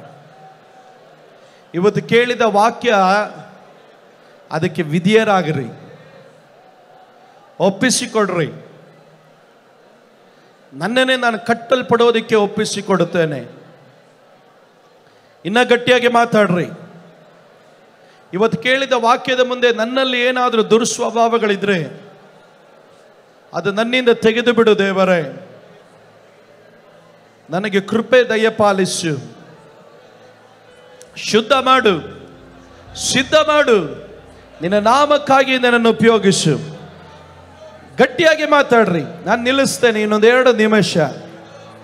ಇಲ್ಲಿಂದ ಹೋಗೋದಕ್ಕಿಂತ ಮುಂಚೆ ಪವಿತ್ರಾತ್ಮನಾದ ದೇವರು ತಾನೇ ನಿಮ್ಮನ್ನು ಮುಟ್ಟಲಿಕ್ಕೆ ಹೋಗ್ತಾನೆ. ಪವಿತ್ರಾತ್ಮನಾದ ದೇವರು ಈ ವಾಕ್ಯದಿಂದ ನಿಮ್ಮನ್ನು ತಿದ್ದಲಿಕ್ಕಾಗಿ ಹೋಗ್ತಾ ಇದ್ದಾನೆ. ನಿಮ್ಮನ್ನು ಯೋಗ್ಯ ಸ್ಥಿತಿಗೆ ತರುವುದಕ್ಕೆ ದೇವರು ಚಿತ್ತವುಳ್ಳವನಾಗಿದ್ದಾನೆ. ನೀವು ಕೆಳಗಿನವರಲ್ಲ, ನೀವು ಮೇಲಿನವರಾಗಿರಬೇಕು ಎಂದು ದೇವರು ಚಿತ್ತವುಳ್ಳವನಾಗಿದ್ದಾನೆ. ನೀವು ಸಾಲ ತೆಗೆದುಕೊಳ್ಳೋದಲ್ಲ, ಸಾಲ ಕೊಡುವಂತೆ ಮಾಡುವುದಕ್ಕೆ ದೇವರು ನಿಮ್ಮ ಕುರಿತಾಗಿ ಉದ್ದೇಶವುಳ್ಳವನಾಗಿದ್ದಾನೆ. ನೀವು ಅಲದಾಡುವವರಲ್ಲ, ಸ್ಥಿರವಾಗಿ ನಿಂತು ಬೆಳೆಯತಕ್ಕಂತೆ ಕರ್ತನು ನಿಮಗೆ ಕೃಪೆಯನ್ನು ದಯಪಾಲಿಸುವವನಾಗಿರ್ತಾನೆ. ದೇವರ ಬಳಿಯಲ್ಲಿ ಕೃಪೆ ಕೇಳ್ರಿ. ಲಾರ್ಡ್, ಬಿಲ್ಡ್ ಮೀ ಓ ಗಾಡ್, ನನ್ನನ್ನು ಕಟ್ಟು ದೇವರೇ.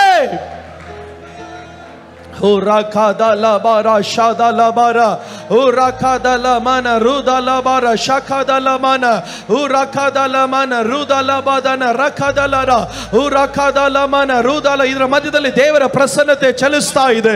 ಅನೇಕರನ್ನ ದೇವರ ಮುಟ್ಟುತ್ತಾ ಇರೋದನ್ನ ನೋಡ್ತಾ ಇದ್ದಾನೆ. ಎಸ್, ಇದರ ಮಧ್ಯದಲ್ಲಿ ಆಲ್ರೆಡಿ ಪರಿಶುದ್ಧಾತ್ಮನ ಬೆಂಕಿ ಚಲಿಸ್ತಾ ಇದೆ. ವಾಕ್ಯದ ಸತ್ಯತೆ ಎಲ್ಲಿ ಮೊಳಗುತ್ತದೋ ಅಲ್ಲಿ ಪರಿಶುದ್ಧಾತ್ಮನ ಕ್ರಿಯೆ ಮಾಡುತ್ತಾನೆ. ಅಲ್ಲಿ ಪರಿಶುದ್ಧಾತ್ಮನ ಕ್ರಿಯೆ ಮಾಡುತ್ತಾನೆ. ಈಗ ಜೀವಿತಗಳನ್ನ ಪರಿಶುದ್ಧಾತ್ಮನ ಬಿಡಿಸ್ತಾ ಇದ್ದಾನೆ. ಜೀವಿತಗಳನ್ನ ಪರಿಶುದ್ಧಾತ್ಮನ ತಿದ್ದುತ್ತಾ ಇದ್ದಾನೆ. ಈಗ ಹೌದು ಪಾಸ್ಟರ್, ನೀ ಪವಿತ್ರಾತ್ಮನ ನನ್ನನ್ನು ಮುಟ್ಟುತ್ತಾ ಇದ್ದೇನೆ ಅಂತ ಹೇಳುವವರಿದ್ದರೆ ಗಟ್ಟಿಯಾಗಿ ಬಾಯಿ ತೆರೆದು ಮಾತನಾಡ್ರಿ. ನೀವು ಚಪ್ಪಾಳೆ ತಟ್ಟಂಗಿದ್ರೆ ಚಪ್ಪಾಳೆ ತಟ್ರಿ. ಅನ್ಯ ಭಾಷೆ ಮಾತಾಡಂಗಿದ್ರೆ ಮಾತನಾಡ್ರಿ. ಪವಿತ್ರಾತ್ಮನ ನಿಮ್ಮನ್ನ ಯಾವ ರೀತಿ ಪ್ರೇರೇಪಿಸ್ತಾನೋ ಬಾಯಿ ತೆರೆದು ಮಾತನಾಡ್ರಿ. 2 ನಿಮಿಷ ಮಾತ್ರ. ಉರಕದಲ ಮನ ರೂಬದಲರ ಶಾದಲಬ ಉರಕದಲ ಮನ ರೂಬದನ ರಕದಲರೆ ರೇಬದಲ ಮನ ರೂದನರ ಶಾದನ ರಕದಲರ ಉರಬದಲ ಮನ ರೂದಲರ ಶಾದನೆ ರೇಖೆ ಬೋದಲುರ ಶಬದಲ ಮನ ರದಲಬ ಉರಕದಲ ಮನ ರೂದನ ಮನ ರಬಲಬರ ಉರಕದಲ ಮನ ರೂದನರ ಶಬ್ದರಾದನ ಉರಕದಲರ ಶಬ. ಒಂದು 30 ಸೆಕೆಂಡ್ ಎಲ್ಲರೂ ಕೈಗಳನ್ನು ಗಟ್ಟಿಯಾಗಿ ತಟ್ಟಿ, ಗಟ್ಟಿಯಾಗಿ. ನಿಮಗೆ ಅನ್ಯ ಭಾಷೆ ವರ ಇದ್ರೆ ಬಾಯಿ ತೆರೆದು ಮಾತಾಡ್ರಿ. ಬಾಯಿ ತೆರೆದು ಮಾತಾಡ್ರಿ. ಬಾಯಿ ತೆರೆದು ಮಾತಾಡ್ರಿ. ಗಟ್ಟಿಯಾಗಿ ಕೈಗಳನ್ನು ತಟ್ಟುತ್ತೆ. Spirit of God, spirit of God. ವಾಕ್ಯದ ಶುದ್ಧೀಕರಣ ಉಂಟಾಗಲಿ.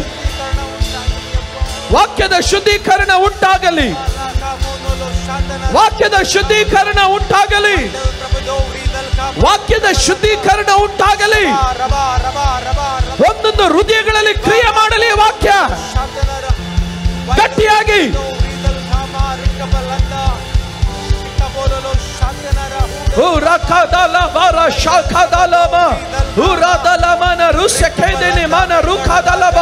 ಒಂದು ಬೆಂಕಿ ಇಳಿಯಲಿ ಅಪ್ಪ, ಒಂದು ಬೆಂಕಿ ಇಳಿಯಲಿ.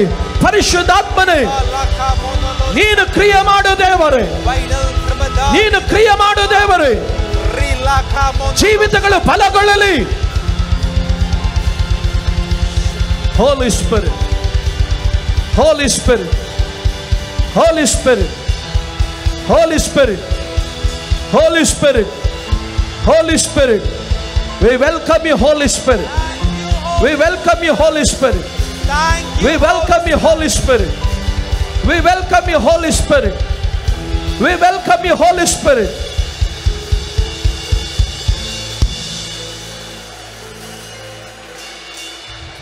ಆ ಕೈಗಳನ್ನು ಮೇಲೆತ್ತಿ ನಾನು ನಿಮಗಾಗಿ ಪ್ರಾರ್ಥಿಸ್ತೇನೆ. ಪರಿಶುದ್ಧನಾದ ದೇವರೇ, ನಿನ್ನ ಜನರುಗಳ ನಿನ್ನ ಕರಗಳಲ್ಲಿ ಒಪ್ಪಿಸ್ತೇವೆ. ಇವತ್ತು ಕೇಳಿದ ವಾಕ್ಯದ ಪ್ರಕಾರವಾಗಿ ನಿನ್ನ ಜನರು ಯೋಗ್ಯ ಸ್ಥಿತಿಗೆ ಬರಲಿ ದೇವರೇ. ಈಗಿರುವುದಕ್ಕಿಂತ 1000 ಪಟ್ಟು ನಿನ್ನ ಮಕ್ಕಳು ಆಶೀರ್ವದಿಸಲ್ಪಡಲಿ. ಇವರ ಪ್ರಾರ್ಥನೆಗಳಿಗೆ ಸದುತ್ತರ ಉಂಟಾಗಲಿ. ಇವರ ಇಕ್ಕಟ್ಟುಗಳು ನೀಗಲ್ಪಡಲಿ. ಇವರು ಸಾಲ ತೆಗೆದುಕೊಳ್ಳೋದೆಲ್ಲ ಸಾಲ ಕೊಡುವಂತೆ ಇವರು ಮಾರ್ಪಡಲಿ. ಇವರ ಮುಂದೆ ಮುಚ್ಚಲ್ಪಟ್ಟ ಬಾಗಿಲುಗಳು ತೆರೆಯಲಿ. ಒಂದು ಮಾರ್ಗದಲ್ಲಿ ಬರುವ ಶತ್ರುಗಳು 7 ಮಾರ್ಗವಾಗಿ ಚದರಿ ಹೋಗಲಿ. ಯೇಸುವಿನ ನಾಮದಲ್ಲಿ ದೇಶದಲ್ಲಿ ಉನ್ನತವಾದ ಸ್ಥಾನಗಳನ್ನು ಅಲಂಕರಿಸತಕ್ಕಂತೆ ಇವರನ್ನ ಯೋಗ್ಯ ಸ್ಥಿತಿಗೆ ನೀನು ತೆಗೆದುಕೊಂಡು ಬಾ ದೇವರೇ. ಮುರಿಯಲ್ಪಟ್ಟ ಜೀವಿತಗಳು ಕಟ್ಟಲ್ಪಡಲಿ. ಕುಗ್ಗಲ್ಪಟ್ಟ ಜೀವಿತಗಳು ಉದ್ಧರಿಸಲ್ಪಡಲಿ. ರೋಗಗಳು ಸೌಖ್ಯವಾಗಲಿ. ಬಂಧನಗಳು ಮುರಿಯಲಿ. ಸೋಲುಗಳು ಜಯವಾಗಿ ಮಾರ್ಪಡಲಿ. ಒಂದು ಈ ವಾರಗಳಲ್ಲಿ ವೇಗವಾಗಿ ನಿನ್ನ ಕಾರ್ಯಗಳನ್ನು ನಿನ್ನ ಮಕ್ಕಳ ಜೀವನದಲ್ಲಿ ತೆರೆದು ಬಿಡು ದೇವರೇ. ಆ ರೀತಿ ನೀನು ಮಾಡಿದಕ್ಕಾಗಿ ಸ್ತೋತ್ರ. ಸಮಾಧಾನಕ್ಕೆ ನಿನ್ನ ಮಕ್ಕಳನ್ನು ಕಳಿಸಿಕೊಡು. ಮುಂದಿನ ವಾರಗಳಲ್ಲಿ ಕೂಡಿ ಬರಬೇಕಾದ್ರೆ ಹೆಚ್ಚಿನ ಜೊಟ್ಟಿಗೆ ಹೆಚ್ಚಿನ ಕೃಪೆಯೊಳಗೂ ಕೂಡಿ ಬರಲಿಕ್ಕೆ ನೀನು ಸಹಾಯ ಮಾಡಪ್ಪ. ಮಹಿಮೆ ನಿನಗೆ ಮಾತ್ರ. ಯೇಸುವಿನ ನಾಮದಲ್ಲಿ ಸ್ವರ್ಗೀಯ ತಂದೆಯೇ ಆಮೆನ್.